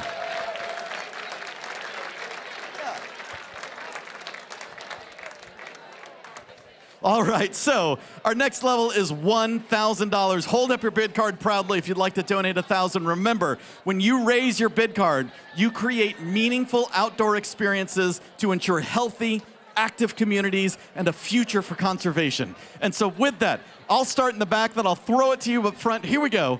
Number 379, thank you for starting us off. Number 139. Number 289. Number 623. Number 558. Thank you so much. Number 320. Number 104. Number 113. Number 138. Number 203. Number 514. We're throwing up your names on the screen as a thank you. Number 194. Number 503. Number 147. Number 248. Number 310. Number 359. Number 387. Number 132. Number 504. Number 197. All of these generous mountaineers are giving $1,000. Number 162. Number 282. Number 225. Thank you. Coming over here, number 487. Number 410. Number 128 joins us at $1,000. Thank you. Also, right up front on the right side, I can see number 394. Thank you for your generosity. Tiernan, who else do you see? I see bidder 573. Thank you. Bidder 177. Thank you. Anyone else want to join us at $1,000? Yeah, who do you see? Bidder 106. Thank you. Anyone else want to join us at $1,000? Hold your bid cards up high. How about a big round of applause for our $1,000 supporters? Thank you. Again, we're watching the gifts coming in online. Thank you to all of our online donors. We're watching these gifts coming in live right now. Thank you, all of our online viewers. We're so grateful for all that you're doing right now as well. Let's continue at $500. $500 is our next level. As many of you know, this week is spring break for many of Seattle Public Schools. There are a few of our favorite Mountaineers who could not be here as a result. In particular, our good friend Vic Sawney and Craig McKibben wanted to do something special to show their support, so they have increased their giving this year, and they are offering a very special match. Together, Vic and Craig are willing to match every $500 paddle up to $20,000. How about a big round of applause for Vic and Craig? A $20,000 match. Yes, if you're watching from home, your $500 becomes $1,000 as well. So if we can get 40 paddles up, we will make $40,000 right now. All right, so with that, let's see if we can get 40 paddles. Remember, your $500 becomes $1,000 right now. And here we go.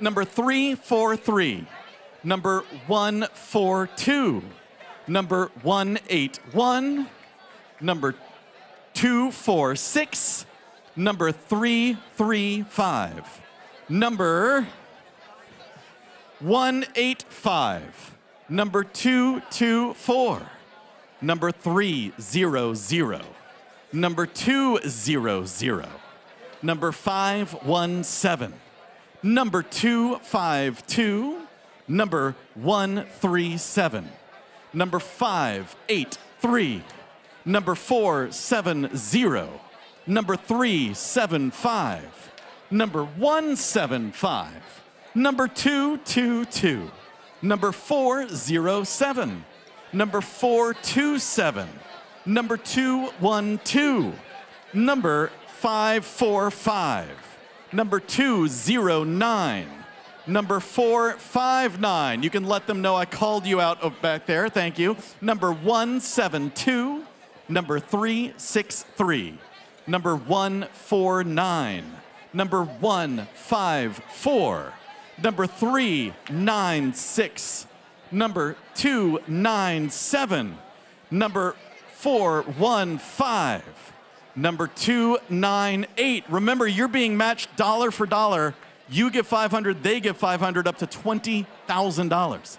Number 154, number 499, number 390, number 259, number 534. We're still going at $500. I'm making my way to the back here. Number 301, thank you. Anyone else at $500? Hold up your bid card proudly. Number 418 from the VIP table. Thank you so much. All right, friends. We need 40 bid cards to exhaust our challenge. We have 38 right now. We only need 2 more people to give $500. Remember, your 500 is matched. Number 396 stands up proudly like a Mountaineer should. Who else would like to give the final 500 and be matched? He wants to give again. Number 396 gives again. And that is $40,000 right there. $40,000. Amazing. And again, Vic Sawney, Craig McKibben, thank you for your generosity from afar. All right, $250 is our next level. Last year we had 52 people give at this level. It's a popular level. Let's see if we can do it again. Raise your bid card if you can join us at $250. Hold your bid cards proudly. And why don't you start us off? You got it. Bidder 547. Thank you. 433. Thank you. Bidder 434. Thank you. Bidder 523. Thank you. Bidder 347. Thank you. Bidder 365. Thank you. Bidder 344. Thank you. And over to you, Fred. I'm working my way up the side. Here we go. Number 571, number 150, number 158, number 491. I got you right there. Number 506, number 438, number 145. And I got you there, right there. I got you. Thank you. Also, number 398, number 542. I love how generous this room is. Number 600, number 519, number 253, number 476, number 437, number 553, number 584. And I got you back there. Thank you. Who do you see up front? I see number 513. Thank you. Number 391. Bidder 406. Thank you. Anyone else? Anyone else want to join us? We're at $250, right, Tiernan? Anyone else want to join us? Yes. Number 275. Thank you for your generosity. Anyone else want to join us at $250? Joining our friend Jeff here. How about a big round of applause for everyone who gave $250? Thank you. This is about a community coming together to give. So thank you to everybody, whether you're giving $250 or $25,000. We're so grateful. All right, $100 is our last level, and tonight is about adventuring with purpose. So we're going to dig deep for our community during this last level. We're going to make it easy for you to give twice. So here's what we're going to do. Many of our Peak Society donors who could not attend this evening pooled together $8,000 to offer a $100 Give Twice challenge. This is very easy to participate. Here's what we're going to do. We're going to send our Mountaineers staff and volunteers through the room. If 80 people turn your bid cards in right now for $100, you'll be matched. We'll make $16,000 right now. It's all to elevate, of course, the work of this incredible outdoor community. So, staff, volunteers, let's gather bid cards. If you turn your bid card in for $100, you're being matched dollar for dollar. Your 100 becomes 200. So hold up your bid cards if you'd like to turn in your bid card. Again, $100 becomes 200.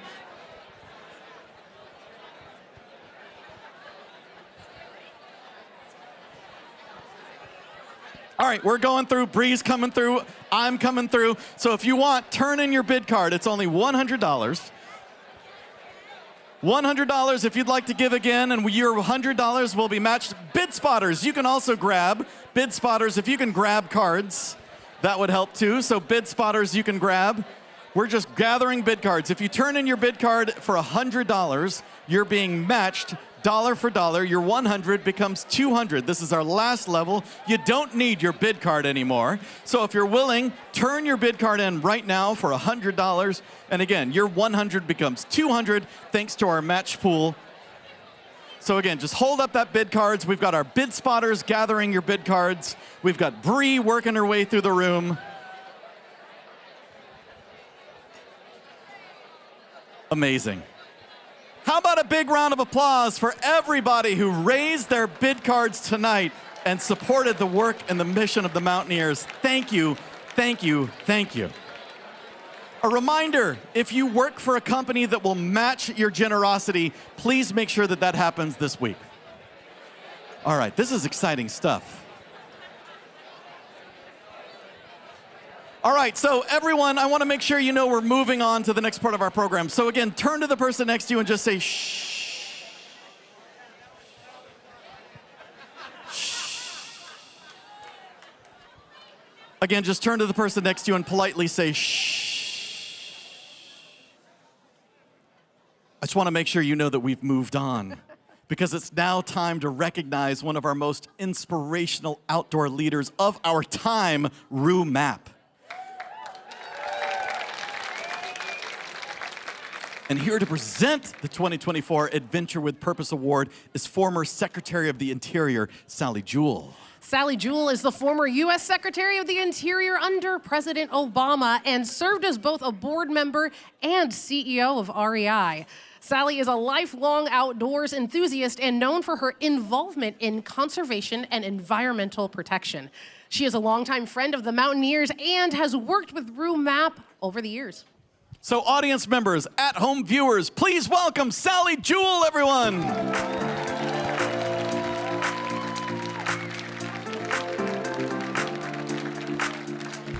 All right. Are we ready to have a roo-ha-ha? Because when I'm done, you won't be saying roo-hoo anymore. You'll be saying roo-hoo for this wonderful woman that I have the honor of recognizing this evening. So our awardee is a true adventurer with purpose in so many dimensions. Like me and all of you in this audience, Mapp loves adventuring outdoors. She grew up in California, hiking and boating and fishing and hunting with her family. She joined the Girl Scouts, and she loved to camp and sing songs and cook by the campfire. And then later on, after her teen years, she joined Outward Bound and continued to further her love of the outdoors. But she realized that there weren't too many people that looked like her in the outdoors. So she launched a new adventure. a personal blog called Outdoor Afro to encourage more Black people to enjoy the outdoors. Now, Rue was doing this while supporting her family as a single mom. As we were talking at the table, she said, I don't know how I did it. And I don't know how she did it either, but she is amazing. So, in the 2000s, when I was at REI, we were kind of on a parallel track, realizing our customers and most users, and most of the people in this room, were somewhat homogeneous, largely white, more male than female, and aging along with REI. And that's not true of any of you, I know, but it was certainly true of me.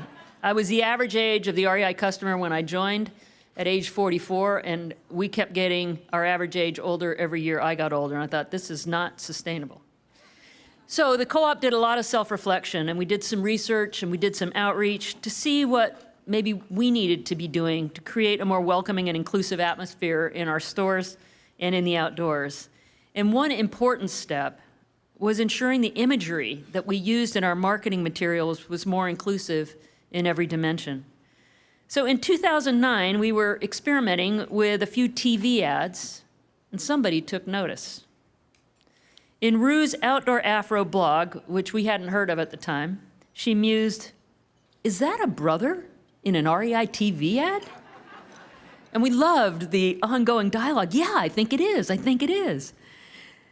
So REI's marketing team spotted the blog and shared it with me at that time. We thought, yeah, this is somebody we ought to know. Well, Rue noticed we had more Black and brown faces in REI's communications, so she took the initiative and reached out to Tom Vogel, now your leader of the Mountaineers. Let's hear it for Tom.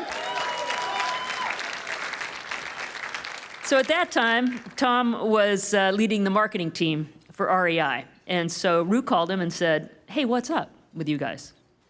So REI became the first paid sponsor of her blog with, are you ready? A $500 contribution. And that began a relationship that lasts to this day. So Rue and I first met in person, I think, in the atrium of the U.S. Department of Agriculture's building in Washington, D.C., in an event just a year later in 2010 with President Obama and Secretary of the Interior Ken Salazar and Secretary of Agriculture Tom Vilsack to launch the America's Great Outdoors Initiative. It's a program to engage more people across the country in their public lands that REI was supporting. So that, I think, was my first most wonderful hug from Rue. My last one was when I just got here and hugged her at the table. She's amazing, great hugger. So in 2015, Rue had been doing this blog on her own time and getting her community involved in the outdoors through Outdoor Afro.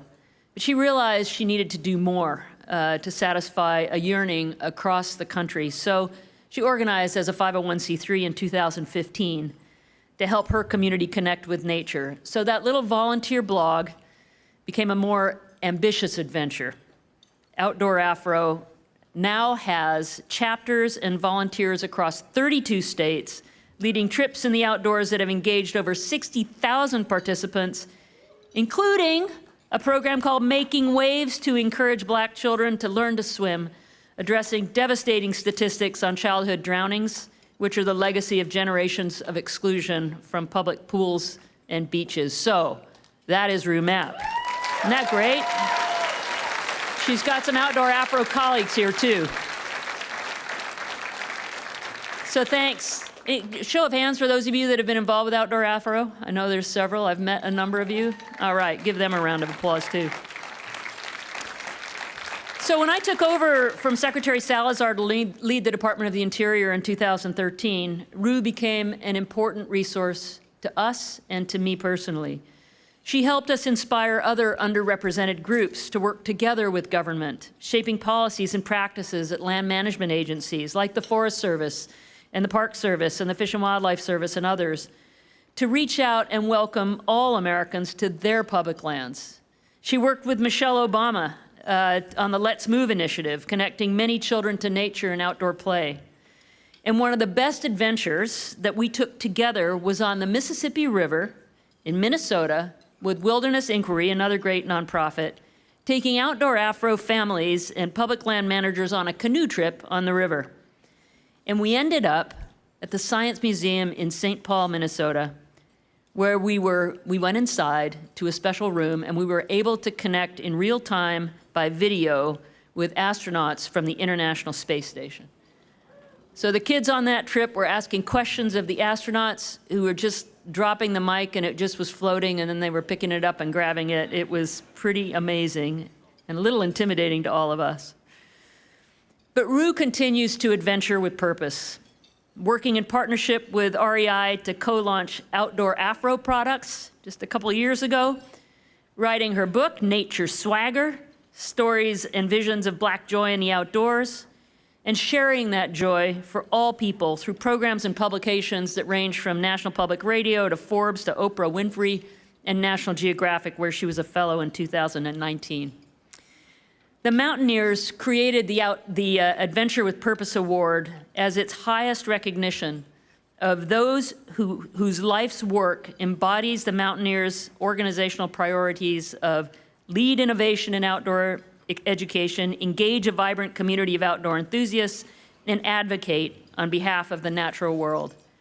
So there is no person on this planet more worthy of this inaugural award than Rue Mapp. So please give a rousing Rue-ha-ha for Rue Mapp. Come on out, Rue.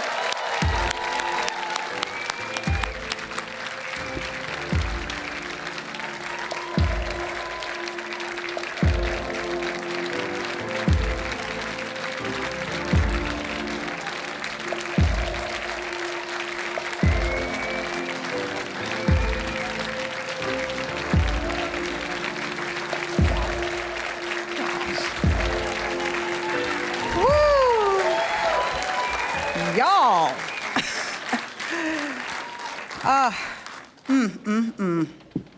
Well, good evening, everyone. I'm just so deeply grateful to you, Sally, for your inspired leadership, your friendship at REI, and of course in our federal government.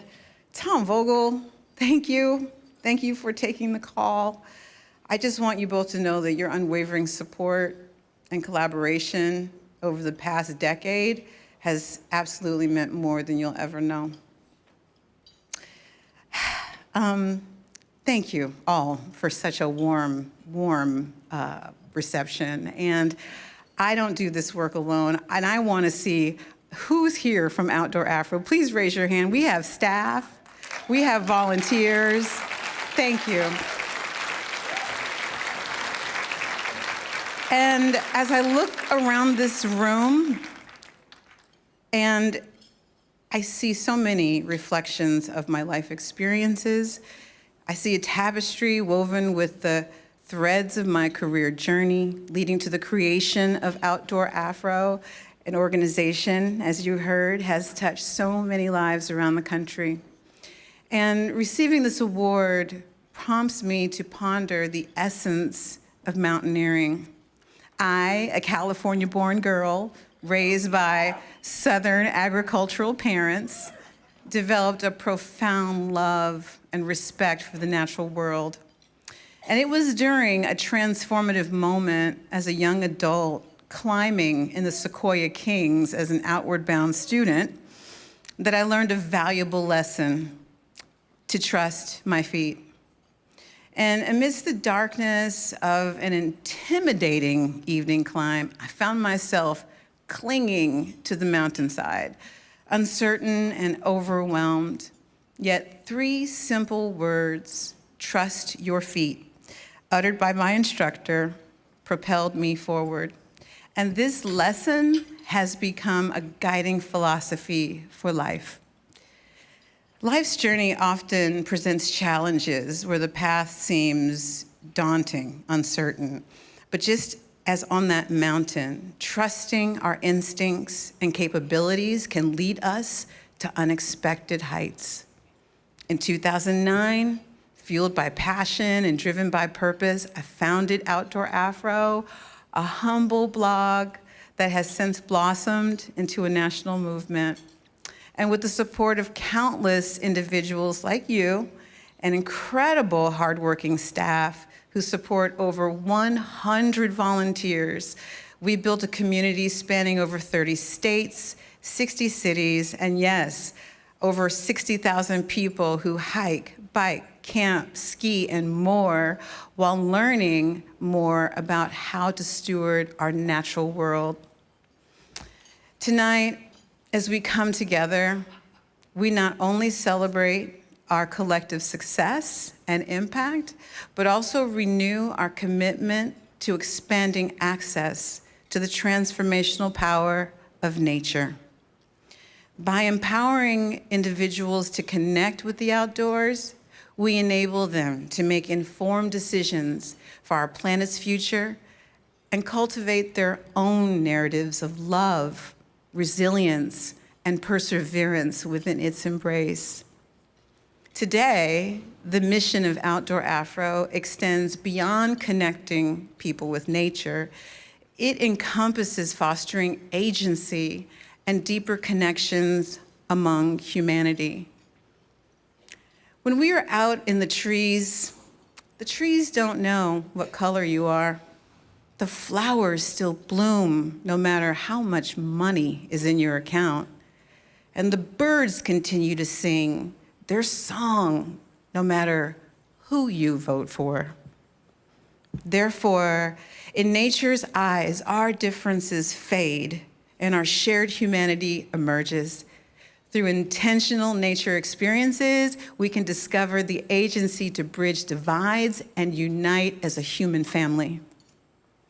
As I gaze upon the vista of my metaphorical mountaintop, I see not only the experiences I've overcome, but also the trails others have yet to journey.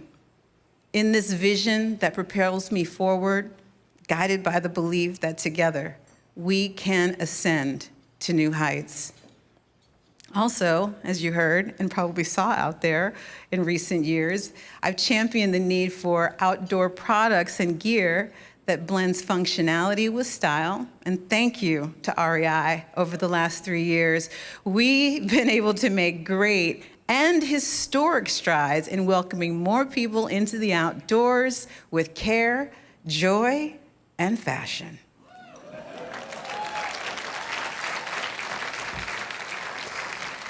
While I don't believe I have actually reached the summit of my life's mountain, I am confident that with your continued support and the invaluable work of organizations like the Mountaineers, I will always be encouraged along the way to trust my feet. So tonight, I extend my deepest gratitude to the Mountaineers for this esteemed and inaugural Adventure with Purpose Award, a symbol of our shared commitment to exploration, stewardship, and community. Thank you.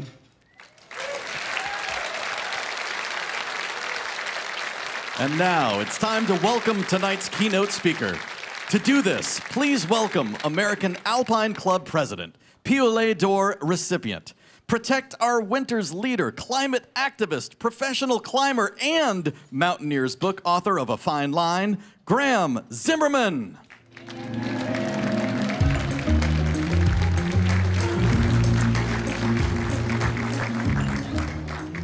Hey friends, it's really wonderful to be here with you, and I'm delighted this evening to introduce a person whose life and achievements exemplify the very essence of human potential, resilience, and the power of perseverance in the face of daunting challenges. But before I introduce him to you, let me take a moment to reflect on the transformative power of climbing. Climbing, beyond being a sport, is a profound metaphor for life itself. It's not merely about conquering summits. It's about navigating through adversity, leveraging teamwork, strategy, and sheer grit to overcome monumental obstacles. The skills required to scale great peaks, endurance, resilience, problem solving, are the very same skills needed to tackle the complex challenges of our world. And that's why now more than ever, climbers and their mindset are indispensable in today's world. As each of you think about the climbing that you have done and that you plan to do, I encourage you to look at it as part of your work towards every other objective you take on. I will share that for me, I take the learnings, confidence, and caution acquired from thousands of days in the mountains into every advocacy and leadership opportunity I take on. For me, climbing and my work at the intersection of climate action and community empowerment are deeply intertwined. Within this, I look not only to my personal experiences, but also the experiences and achievements of others in our community, particularly those who have nudged the boundaries of the human body and spirit. Now, allow me to introduce you to a legend in the world of climbing and exploration, Reinhold Messner. Born in the South Tyrol of Italy, Messner's journey began amongst the peaks of the Alps. Inspired by the ethos of alpine-style mountaineering, Messner challenged conventional expedition tactics, advocating for a lighter, more respectful approach to nature and to the mountains. His drive for innovation and pushing boundaries led him to unprecedented feats, including the first solo ascent of Mount Everest and summiting all 14 8,000-meter peaks without supplemental oxygen, including the first ascent of Everest without supplemental oxygen. So I just want to take a moment to reflect on how monumental this achievement was. In today's world, climbing on the 8,000-meter peaks without supplemental oxygen is considered a feat of endurance and grit. It's something that's very challenging. But before May 8th, 1978, many experts believed the human body could not handle the low oxygen levels at those high altitudes. On that day, as Messner and his partner Peter Habler climbed, each step they took was a step into the unknown, not only of climbing, but also of the limits of the human body. And when they stood on the top and became the first people to reach the summit of Mount Everest without supplemental oxygen, it ushered in a new era of high-altitude climbing and provided us all with an outstanding example of what it takes to progress beyond the boundaries of the known and onto new horizons. And Messner's legacy extends far beyond the slopes of the Himalayas and the Karakoram. He transcended the mountains by crossing Antarctica and Greenland and traversing the Gobi Desert alone. Each of these expeditions is a testament to his indomitable spirit and unyielding determination. And not content with all of these outstanding achievements, Messner ventured into the realms of politics, serving as a member of the European Parliament and advocating for environmental conservation through organizations like Mountain Wilderness.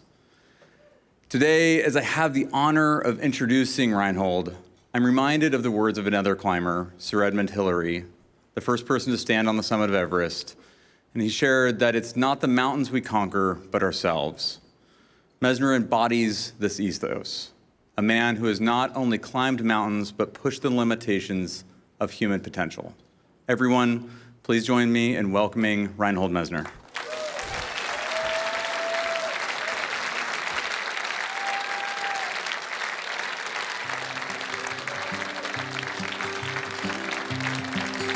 Good evening, ladies and gentlemen.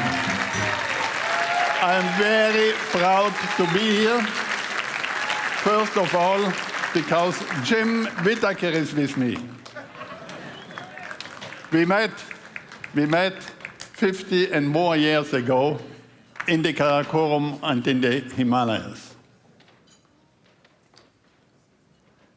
And there is another figure, another great character I have to remember, is Willy Ansot.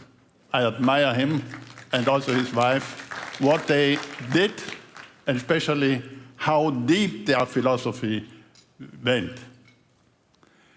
Today, I will speak to you a little bit about my philosophy, about my approach to the mountains, but I would like to begin with a small film which shows the way and the places where I was brought up.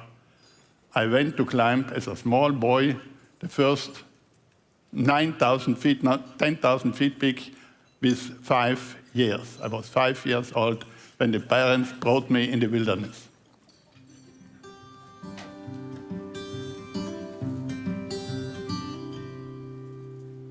The moment I wake up, I'm already there. 'cause I am obsessed by my vision. And if I will try 100,000 times, I still have to roll up that stone. Gravity grabs you by the hand and smiles. Who can contain your ambition? And like a gambler's gambling all the time, you'll still have to roll up that stone. Are you mother's favorite son? Once across the borderline, the point of no return, you see the world through a watchman's eyes. You face the world as one. The borderline to kingdom come. Should I stay or turn back home? And still you keep rolling that stone. Are you mother's favorite son?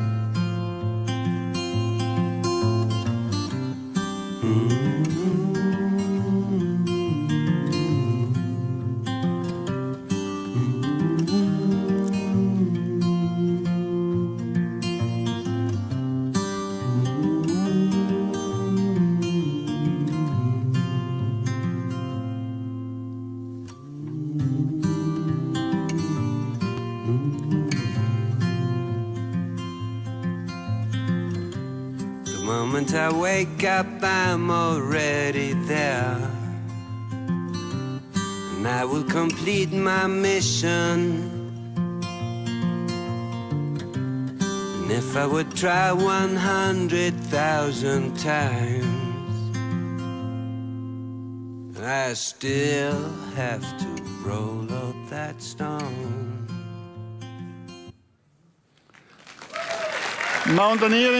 Mountaineering for me is a cultural issue and not only a sportive issue.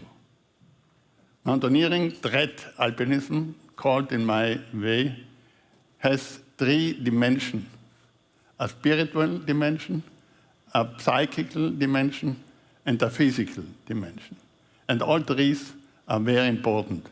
I like infinite space, absolute silence, and the possibility to be on my own, and especially to be responsible 100% on what me and my partners are doing.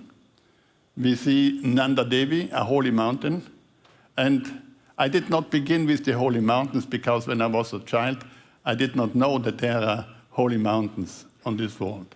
But I finished as a climber on the holy mountains, and they are today more important for me than other mountains, because the local people, since thousands and thousands of years, they put their thinking, their spirit, their hope, their trust in the mountains. And especially today, I like to see them and reflect them and go with the local people in my mind to reach the summit of the gods, because especially in Asia, the people are speaking about the dancing places of the gods if they look up the high peaks. The most important holy mountain is Kailash in the Trans-Himalayas. It is not climbed, and it should not be climbed, because an unclimbed mountain is much stronger for us than all the conquered mountains. And I will go with my wife this summer, being 80 then, around Kailash like I did a few times, and I will not touch the summit.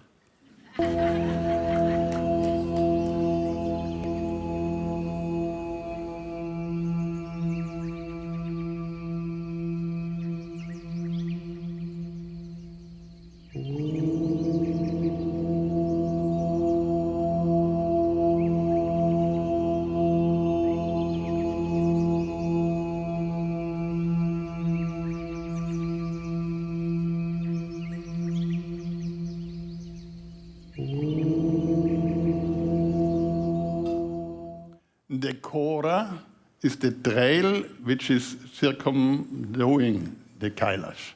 And the local people are doing this since maybe 1,000 and more years.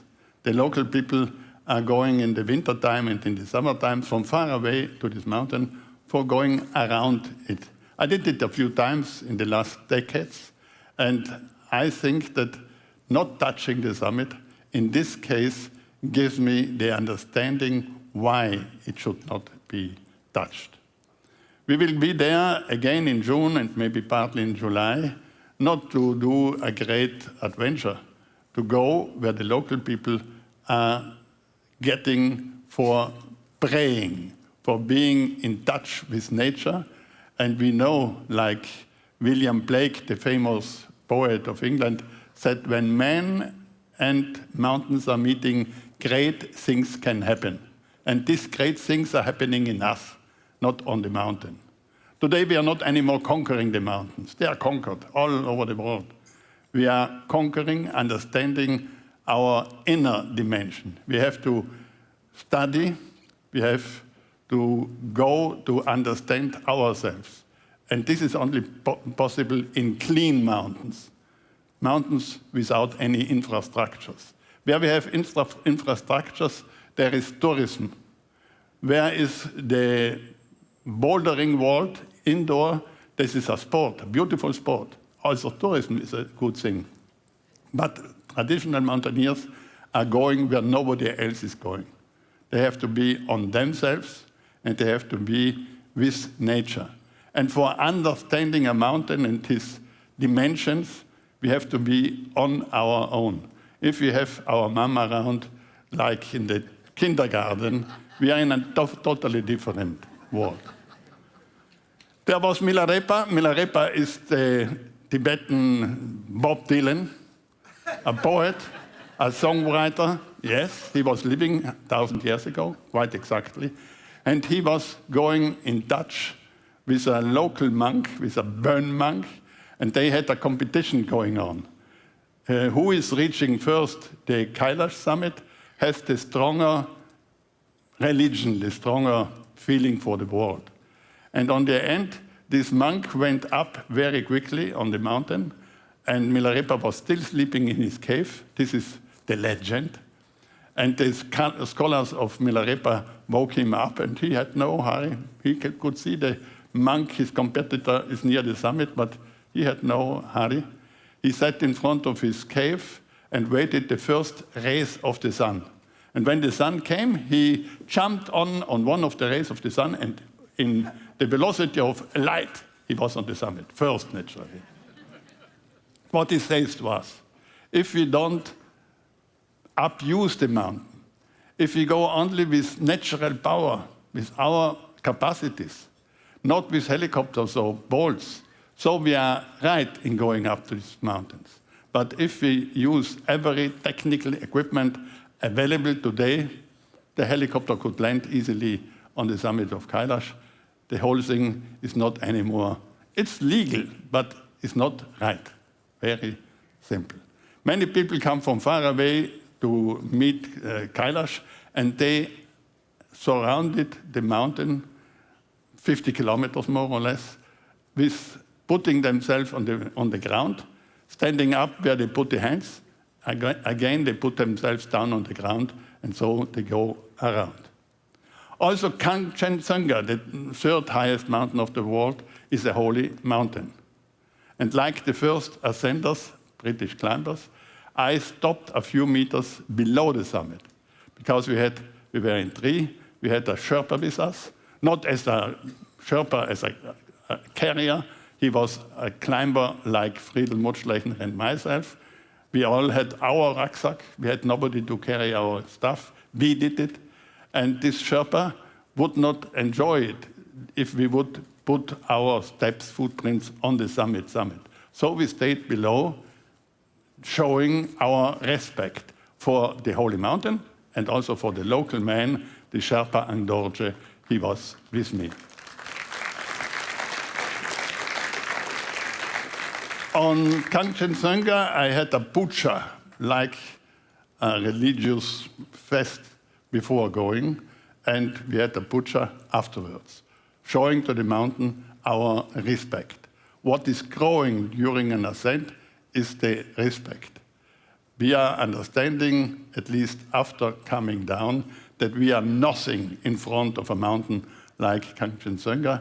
And if the luck was positive and we are able to come down to the base camp or in some civilized ground, we have the feeling to be reborn. We defended our lives by ourselves. What we do as traditional mountaineers is very simple. We go in places where human beings should not go. We go in places where death is a possibility for not dying. The art of traditional mountaineering is not to die in dangerous places. And it's only an art because death is a possibility. If I cut out the possibility of dying, it's something else. I know that many of the mountaineering clubs worldwide, they are not following these words. But who is not knowing that mountaineering could be a deadly activity is not understanding the mountains at all.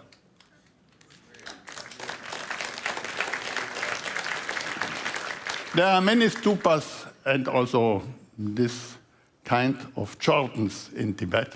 They show the enlightenment which is coming down from the mountains. Mountaineering, in Europe we call it alpinism, you call it too alpinism. Alpinism was born in the Alps, I would say 1786, when Mont Blanc was climbed the first time, the highest peak in the Alps.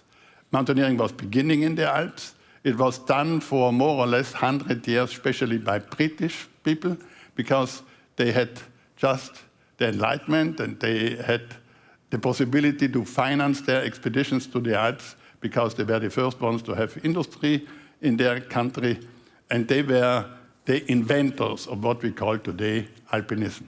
And in the first 100 years of this activity, which became a tradition to go in a certain way to the mountains, the people climbed for reaching the summit.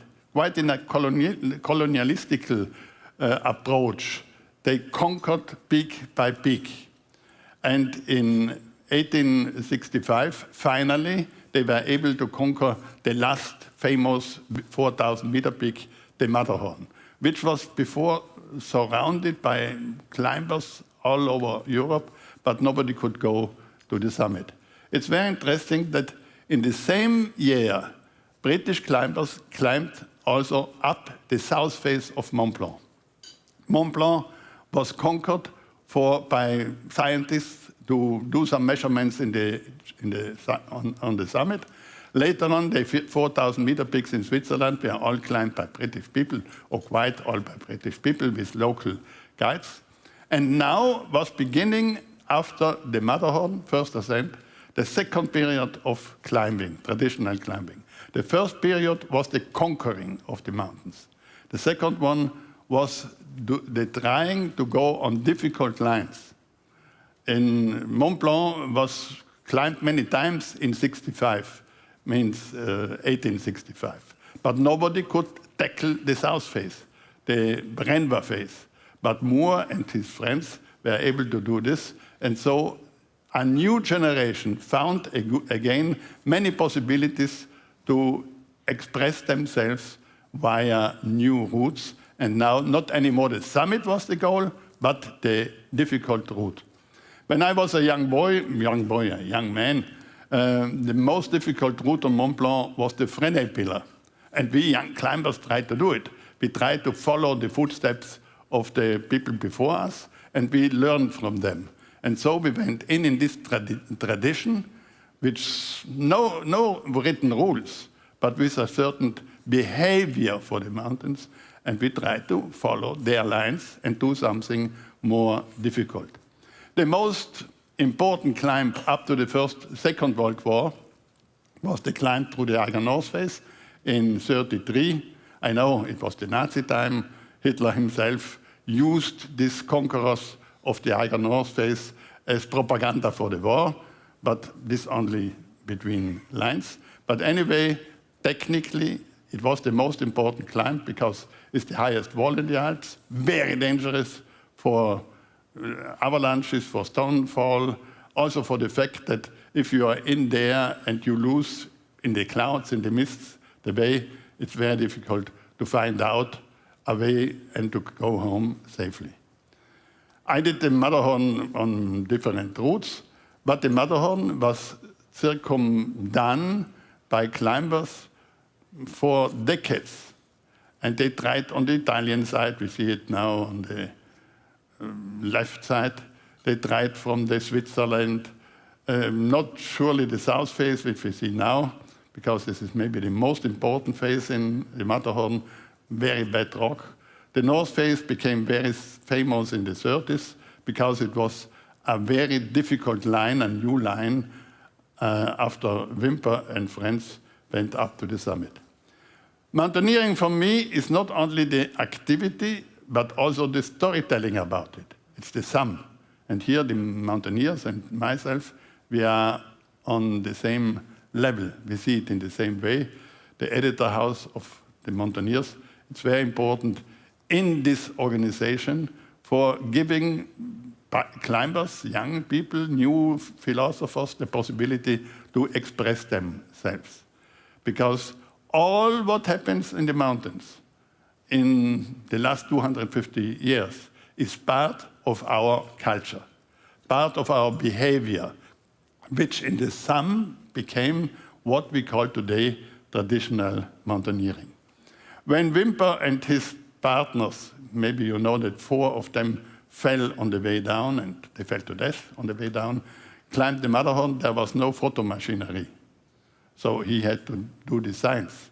Most of the climbers were good writers, and they did some painting for telling what they experienced up in these mountains. Here, the reaching of the summit of the Matterhorn, drawn down by Wimper himself, who was an artist. This is the fall. Still now people discuss what's happened, but I know that no fault was there. The ropes were not strong enough in this time. 4 people fell, and the rope broke, and so the people fell down 1,000 meters, all 4 to death.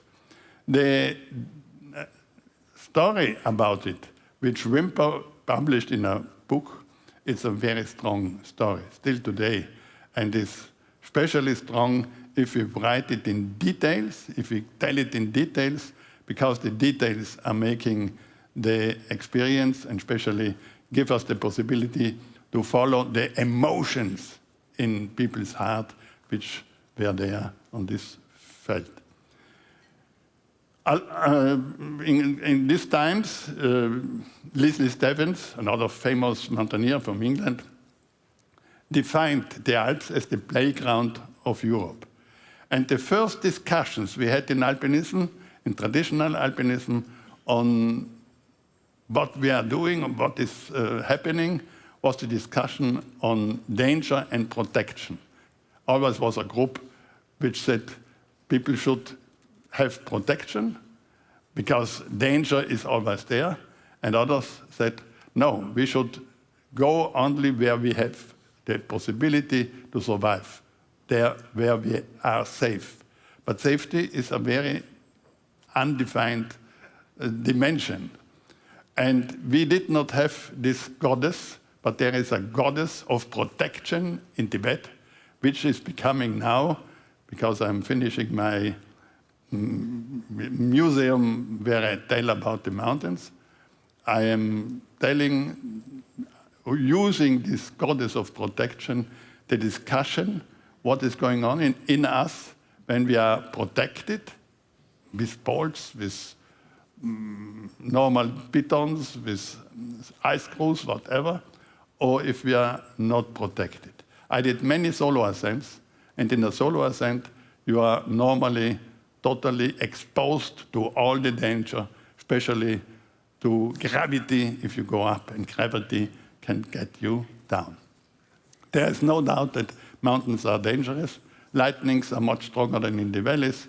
Stonefall, ice avalanches.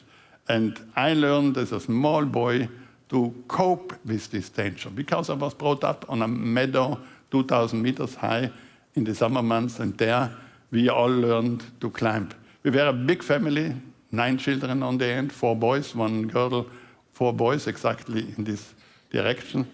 And the younger brother of mine and myself, we became extreme climbers. We were enthusiastic climbers. We did many first ascents in the Dolomites, our home mountains, the most beautiful mountains of the world. And for being a good rock climber, you need power in your fingers, especially. You need agility, and you need concentration. If you have your mind everywhere else, but not on the holds and not on the fingertips, you're not going far. Only if you are absolutely concentrated. If the fingertips and the rock are becoming ones, the flow situation is coming on in us, and we are not flying up, but we are much more elegant in climbing up also on vertical walls here in the Dolomites, which are born in the sea, you know, maybe 600 millions of years back on the base of the sea, of a warm sea. The Dolomites were growing and growing and growing, and 50 millions back, the shifting of the continents brought these mountains higher up than 3,000 meters, and so we climbed on them like on shelves. And there are fishes in these walls. We are here in the Pala groups, but this is a typical free climb in the Dolomites. And in the 20s of the last century, 100 years ago, people were thinking this is the upper limit of possibility in rock climbing. But in the meanwhile, we know Alex Hunold did new lines on El Capitan in free climbing. Also some climbers of the Alps did similar things in the Alps, especially the Dolomites. These are the Geislerspitzen. Here I learned to climb. I did at least 300 rock climbs before I left my home mountains, because there was no possibility. I had a bicycle, but not more, so we could not go far.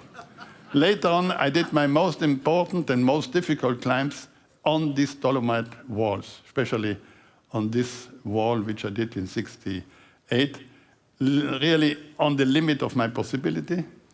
I was not fallen there, otherwise I would not be here. I was with my brother, and I learned from this especially, never touch the absolute limit in rock climbing. Because if you do twice or 3 times the same thing, you are surely gone. What Hans-Jörg Auer, I'm very sorry that he died, with Jess Ross Kelly and David Lama in the Canadian Rockies. What he did on the fish, so-called is the route, on Marmolada, south face of Marmolada, is incredible. It's all vertical for 900 meters and quite no halts. He went up with nothing, and he was not lucky. He was able to survive. I will not go in justing.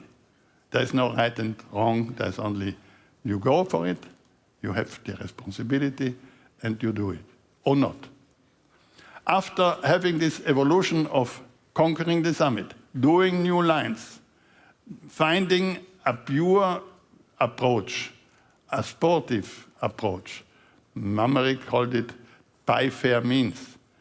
The next generations went in higher places. They went first to the Caucasus from the Alps, and afterwards in the Himalayas, in the Andes, in the really big mountains.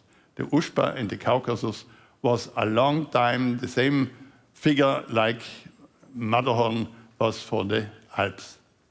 In this period, Denali was climbed, the south face of Aconcagua, the highest face, rock and ice face in the Andes, was climbed. And in 1936, British climbers were able to go on the summit of Nanda Devi, the holy mountain in the Gala. 10 years later, a new expedition came with Adams Carter as leader on the left side, and with Willy Ansolt being part of it, and his beautiful daughter Nanda Devi. The story is very, very, it's a story for crying. Ansolt, which I admire a lot of, have seen Nanda Devi, the mountain, in young years, and he decided, if I have a daughter, I will call her Nanda Devi. And when she was able to climb Nanda Devi, they went together with other friends. Also, John Ross Kelly was with them. For me, the leading American high-altitude climber in the 70s and the 80s. They climbed the mountain, but Nanda Devi was sick on the end, high-altitude sick. She died a little bit below the summit. The father could not take her down because it was too difficult ground, and he gives her to the gods. Also this, no comment from my side. My respect is too great for what he was willing to do and what he did, and especially what he was able to overcome. Only after the Second World War, the first 8,000-meter peak, it was Annapurna, was climbed. No 8,000-meter peaks were climbed between 1895, when Mamre tried to go up on the summit of Nanga Parbat, up to 1950. For 55 years, nobody of the leading climbers of the world could conquer an 8,000-meter peak. Why? Because the equipment was not strong enough, because the knowledge was not enough, because they had not really a sensitive information about lack of oxygen. But in 1950, the French people, under the leadership of Herzog, climbed up the icy wall here, more or less a little bit right of the middle of the picture. In 85, I climbed with Hans Kammerlander the line on the rocky side right of the Herzog route, and we reached the summit in a very strong storm, and we went very quickly back on this mountain, which is a very deadly mountain. We found this dead man. Still now, nobody knows who it was. We did difficult rock ground, difficult ice ground, because in the meanwhile, we were not anymore interested in repeating many times the normal routes on the 8,000-meter peaks. Like in the Alps, we had the conquering time, the difficult routes on the conquered summits, and afterwards the style. And I was especially interested in doing this ascents, also on the highest peaks of the world, in a certain style, in the minimum of equipment usable. Years after me, French people do friends with Graziani on the front. They climbed Annapurna south face, a new line, a very difficult line, in pure alpine style. No camps, only base camp, only two. They had to stay for quite a week in bad weather in the wall, in a cave. They survived. They reached the summit. This is the picture where they are on the summit. Naturally, a summit like this is changing. The cornice outside west, it could not be touched, otherwise the climber would fall.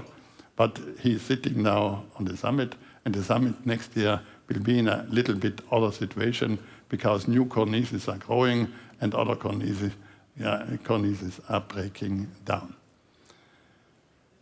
Thin air is especially feeling on the highest mountains, on K2, on Kanchenjunga, and on Mount Everest. The British, also in the Himalaya, they were leading in the first decades.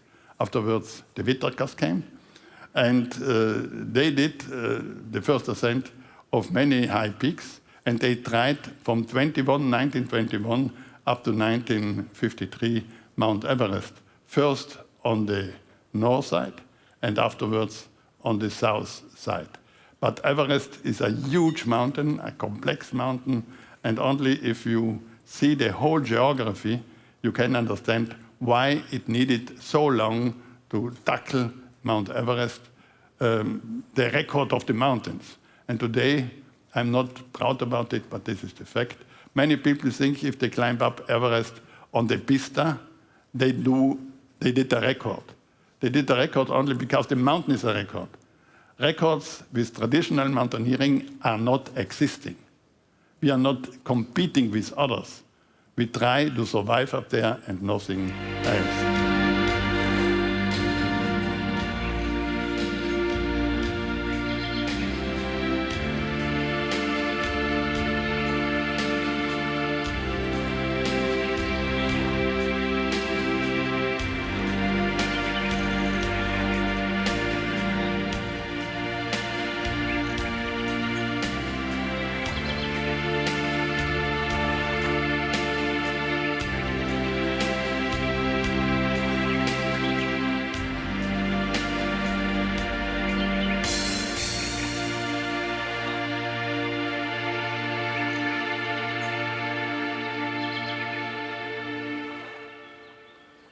This is the east side of Mount Everest, which was done by American climbers in the 80s.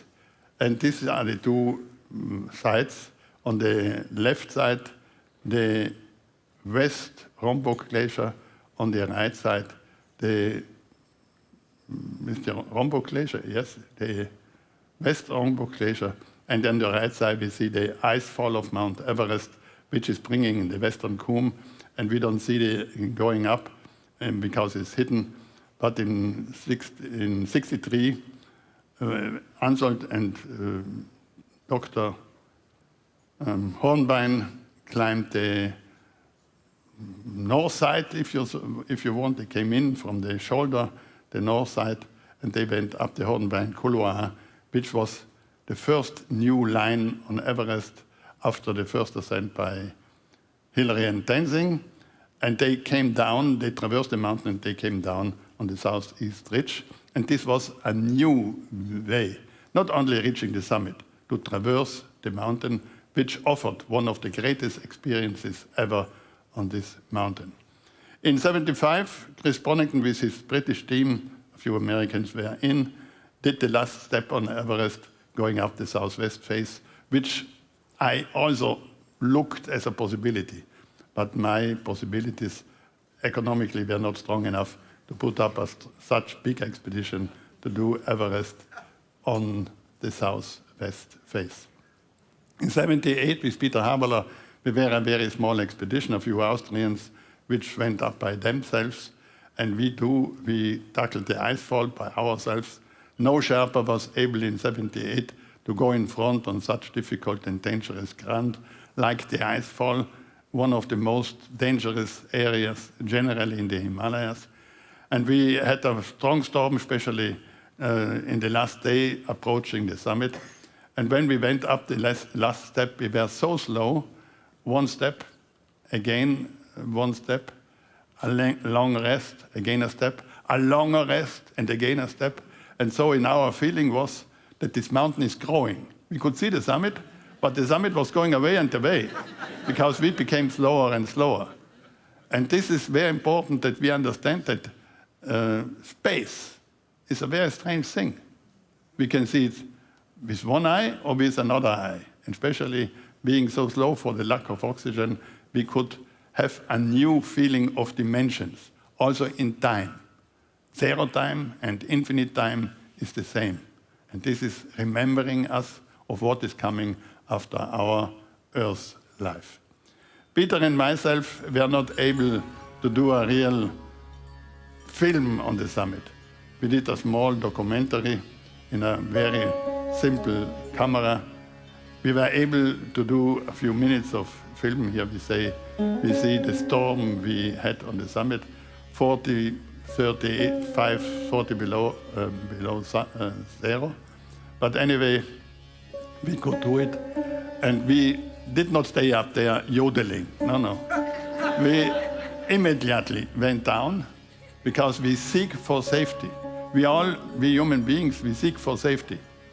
But first we had to go up for feeling reborn when we came down.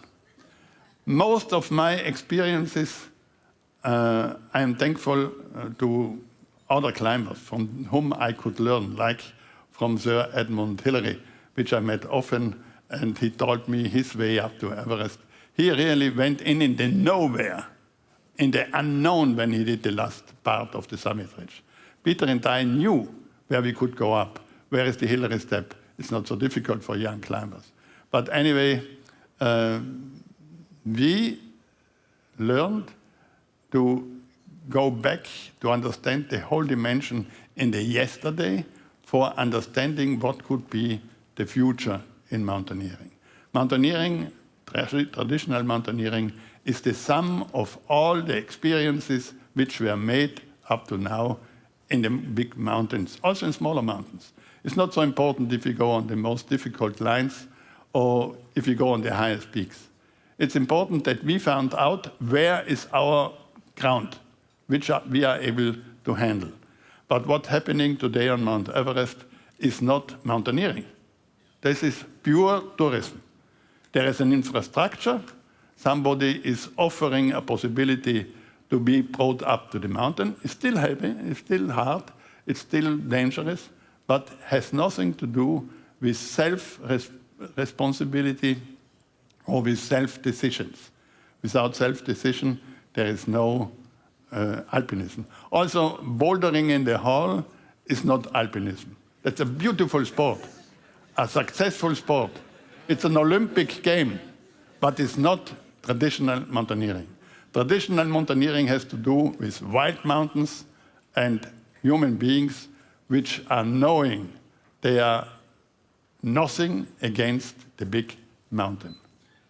I was very lucky that in my generation we could go everywhere. We found still unused ground. We tried to save wilderness, to give the next generations the same possibilities to go in wild places, but we were not, up to now, totally able to defend wilderness, which is the base of what we can experience up there. Being lost as a solo climber on big mountains, being lost in Antarctica, being lost in the Gobi Desert is something different than living at home. If we overcome our fence, our yard fence, and go out in the wild places, we can know who we are. We can understand what is our psychical definition, what is our future, and what is our yesterday. I was lucky to go on many peaks, to do many expeditions, because we could fly to the Himalayas. The generation before us had to go by ship from Europe, from America to the Himalayas. It was a totally different approach, and the equipment was different from the equipment of today. We see K2, the second highest mountain of the world, maybe the most beautiful of the 8,000-meter peaks. I think today would be a new challenge to surround the mountain like we surround Kailash.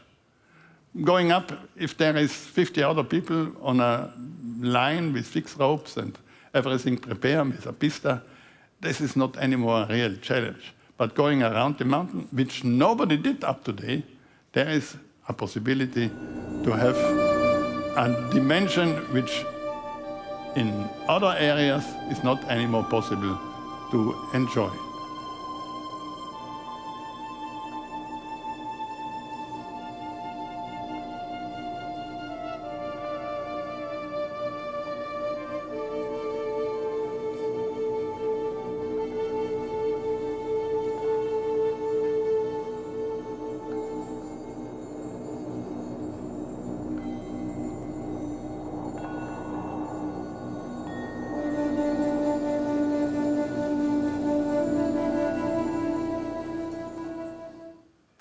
From K2, I could see the 2 Gashebrums, and I understood that there is a possibility to overcome both summits, 2 8,000-meter peaks, in one going up one line on Gasherbrum 2, down another line in a saddle between them, up the north face of Gasherbrum 1 and down the west ridge.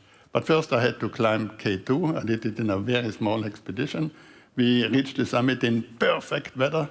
We could see quite infinitely dimensions in the east. On the way down, we ran in and white out, very difficult situation. losing orientation on a big mountain like K2 means normally the end, the death, but we survived.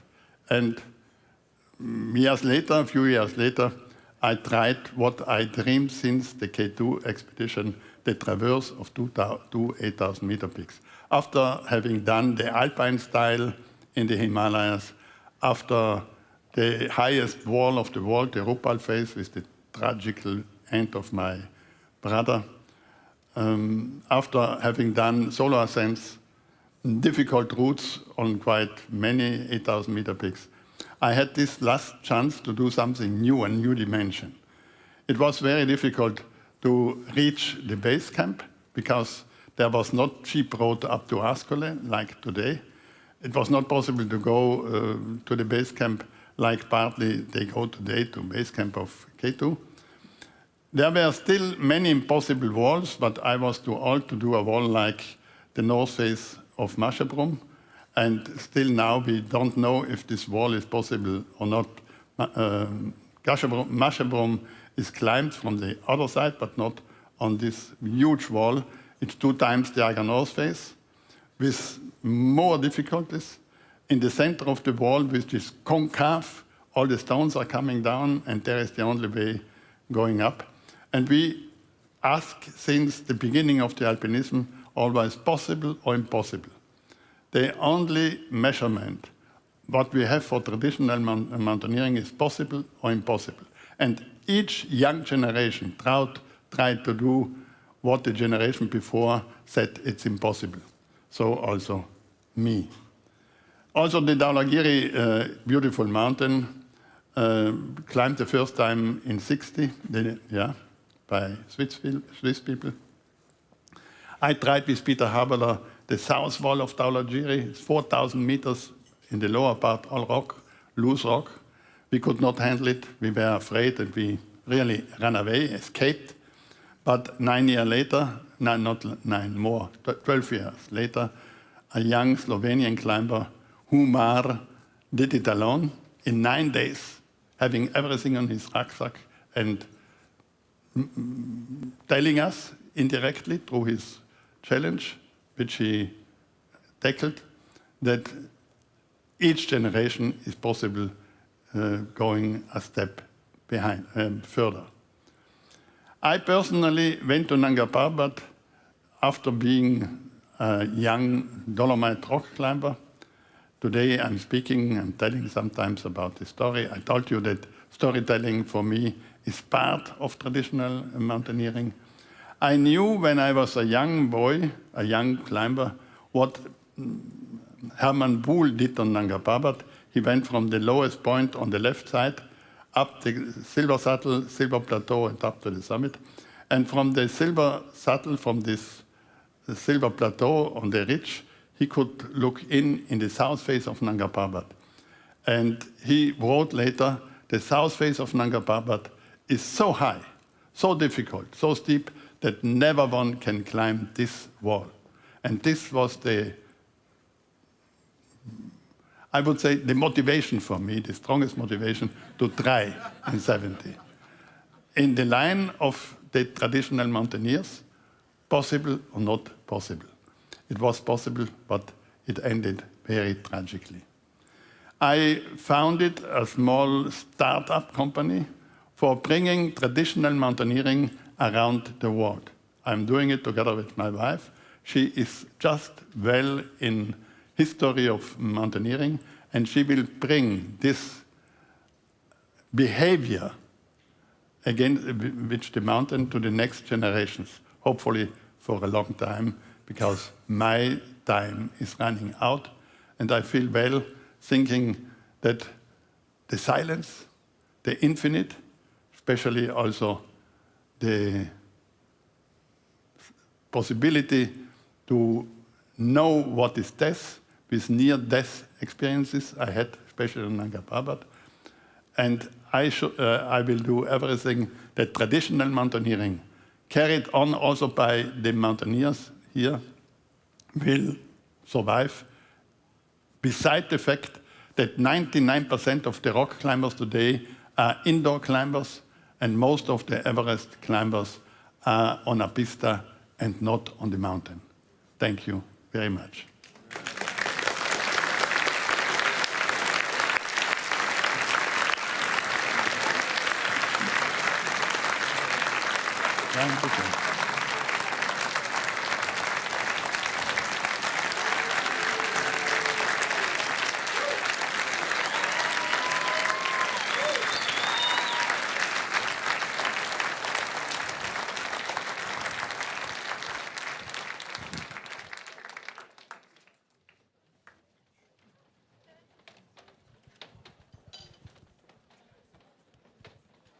One more round of applause, everyone.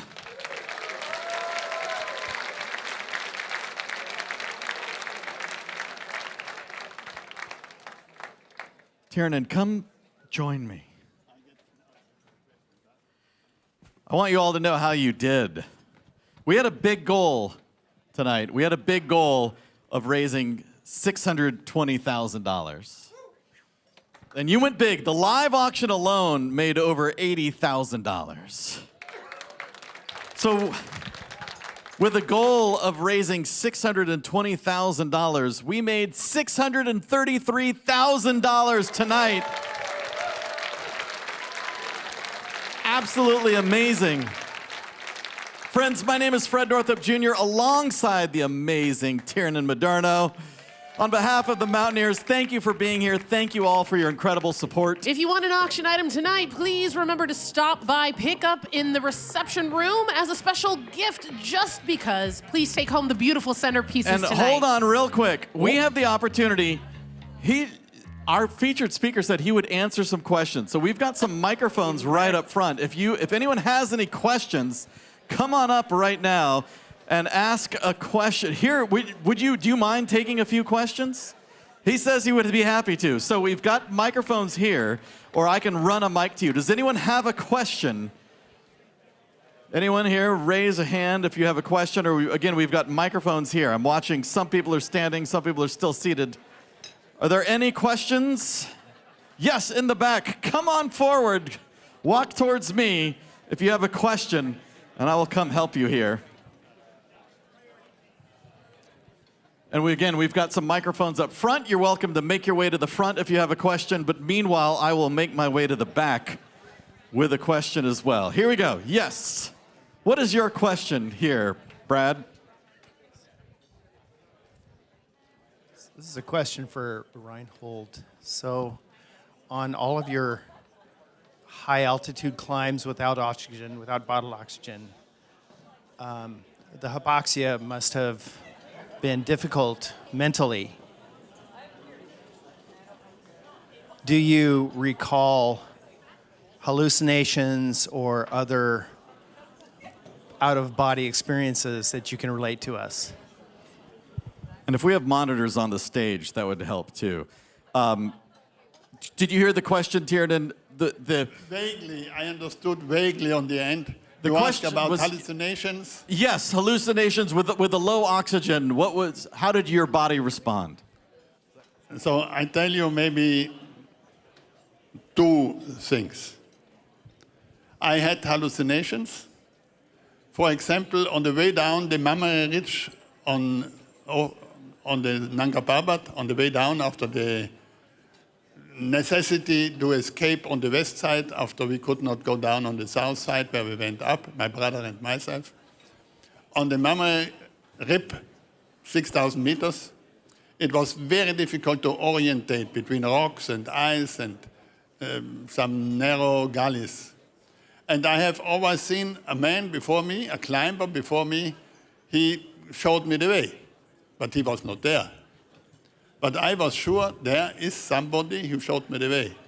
And with this orientation, I survived with my brother in this situation.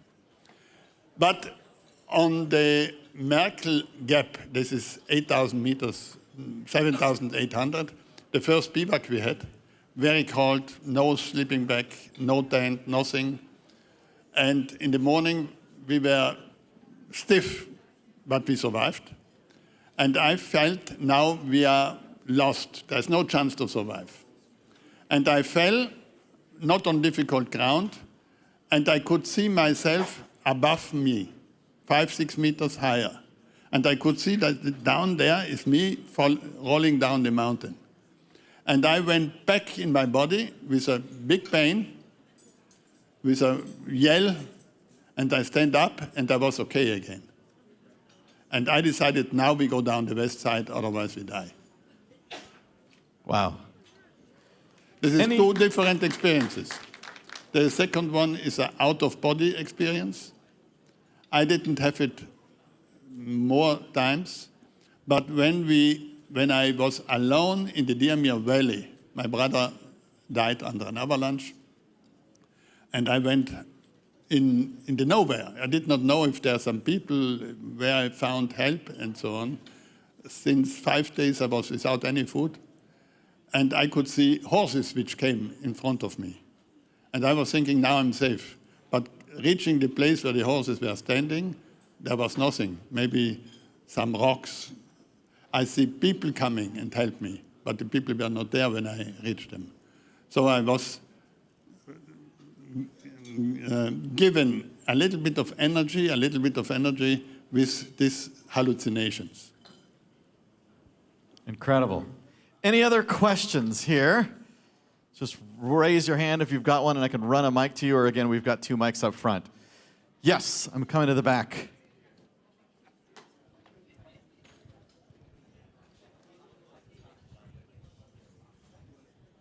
Hi, Mr. Messner. My name is John Stutz. I wanted to know, how did you find courage? What's the secret to your courage when you soloed Everest and also accomplished the first one to go without oxygen? I just don't understand how you pulled that off, not knowing that, as you talked about, that it was not known mankind could do that. I think that courage is not the right word for motivation. I was going in the mountains as a child. With 14, 15, 16, my younger brother was 2 years younger than me. We went on quite difficult routes in our home mountains, in the Dolomites. And we were enthusiastic rock climbers.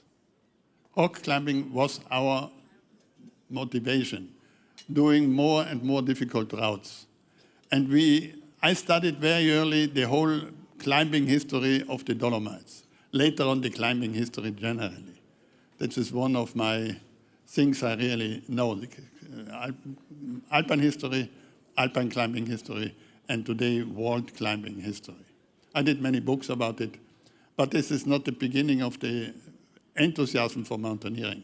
The first enthusiasm I had for the Dolomites, for rock climbing. I was a pure rock climber. I became an alpinist, and as an alpinist, I lost my toes on Nanga Parbat. And so this activity was over. I would not anymore be a good rock climber like before Nanga Parbat, I understood. And after a few months, in reality, after 1 or 2 years, but I didn't stop really after the Nanga Parbat expedition. I decided rock climbing is over. Now I do something new. And it was high altitude climbing. And again, first, before going, I went in literature. I studied the literature. I tried to feel what Mamary felt when he went on the new lines on the Matterhorn or Nanga Parbat in 1895. And with this, my enthusiasm was again burning. And I was interested, and I was taken by this interest. So I am thankful to all the climbers who wrote their stories before me, that I could use them to get more experience, to copy something, and especially to seek to have similar experience like they had. And so I became a high altitude climber. After this period, 10 years more or less, it's not so much, I decided, now I did all the 8,000 meter peaks, there is no new possibility to approach the mountain, solo ascent, alpine style ascent, without oxygen. And I was never repeating myself. The traverse of 8,000-meter peak was my last possibility. I understood I could not do Everest and Lhotse on myself without oxygen. Today it's possible because there are pistas and everything is prepared. And they are also stronger. Nirmal Purcha is a very, very strong man who did these things in one day, Lhotse, Everest, and so on. But on prepared ground and with many people on the mountain. If I went solo, like on Nanga Parbat, I went really on the mountain which nobody else was there. And afterwards, after the 8,000-meter peaks, I was fascinated by the story of Scott on Antarctica, Nansen in the North Pole, in Greenland, Nansen also in the North Pole, Peary on the North Pole, Sven Hedin in the Gobi Desert. And reading these stories, I became an enthusiastic adventurer. I'm an adventurer. I'm not a rock climber anymore. I'm not a high altitude climber anymore. I'm an adventurer. And studying, for example, the story of the Endurance expedition, you know the story maybe of the Endurance is a ship, and the leader of the expedition called the boss was Shackleton. And I studied the whole thing, and I wrote a book with the title Wild, where I tell the story in a different way, like all the books around the Shackleton expedition. Because I find out that the real hero in the whole group was Frank Wild and not Shackleton. Shackleton was a crazy man, a great adventurer, but he surely, without Wild, had not a chance to survive. Wild was the pillar in this expedition. The smallest man, with no hair, not important in the group, but he had the feeling of what is nature. And we have an activity, we traditional mountaineers, we go to wild places, to remote places, and there are still wild places and remote places. We are very lucky to have these places. Wilderness is a holy ground, and we should defend it with all our possibilities. But at least as important is this wilderness, is the literature we have, the culture around. There is no sportive activity in the world like traditional mountaineering. Thousands and thousands of books, also very good books. Also young climbers are doing very good books, telling their stories. And the sum of these two things, the knowledge by having done and the knowledge by having understand reading, this is the sum what is traditional mountaineering, in my definition. Thank you. I think, I don't see another hand. Maybe we have one final question up here. We've got time for one more question. I know we have got more than one, but here we go. Thank you very much for the very inspirational speech. Many decades ago, I used to have fear of heights, and it took me a long time to get over that fear. I was wondering if you had any fears that you had to conquer, and how did you go about it? It was different in different sections of my age. I remember when I did the first 3,000-meter peak in the Dolomites, I was not afraid at all. But years later, being not anymore with my parents, I felt fear when I looked down steep things. And in my best years, in the 65 to 69, when I did many first ascents in the Dolomites and also solo ascents, I went so often that this fear went less and less and less. Had to do with experience and especially also with the capacity. I was able, after a while, going in more difficult, more high, more exposed situations, I learned also to cope with the nothing under my feet. But I lost this capacity leaving slowly the Dolomites and going to the high places. On the Himalayas, on Everest, the abyss is nothing. This is not steep. Not even the Hillary step is steep. For a good climber, it's very easy. It's only the lack of oxygen which makes Everest a special big mountain. And the biggest help on Everest today is the trail. That's really a trail. And you follow this trail if you go up with a guided expedition, with a guided group. It's okay, that's the only way for most of the climbers to go up there. But they have not the slightest possibility to understand who they are in this huge space. The space is becoming bigger and bigger if you are on your own, because you go always in bigger spaces, because you are becoming slower and slower, and especially around you there is nobody and nothing which would help you in case of an emergency. If you have in your mind there is somebody an hour below you or maybe in front of you, you are like in a kindergarten, but not on a big mountain. Okay. Have a good glass of red wine and enjoy the evening. Reinhold Messner, everyone! Amazing. Thank you again so much. Thank you.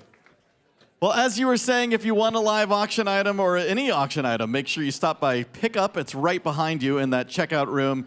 Special gift just because. Please take home the beautiful centerpieces if you'd like. You can take those home if you'd like to take home a centerpiece. Say hello to the folks at reception if you have notes about your giving. Again, I'm Fred Northup. You're Tiernan Madorno. It's true. And that's our show. Thank you, everybody. Good night.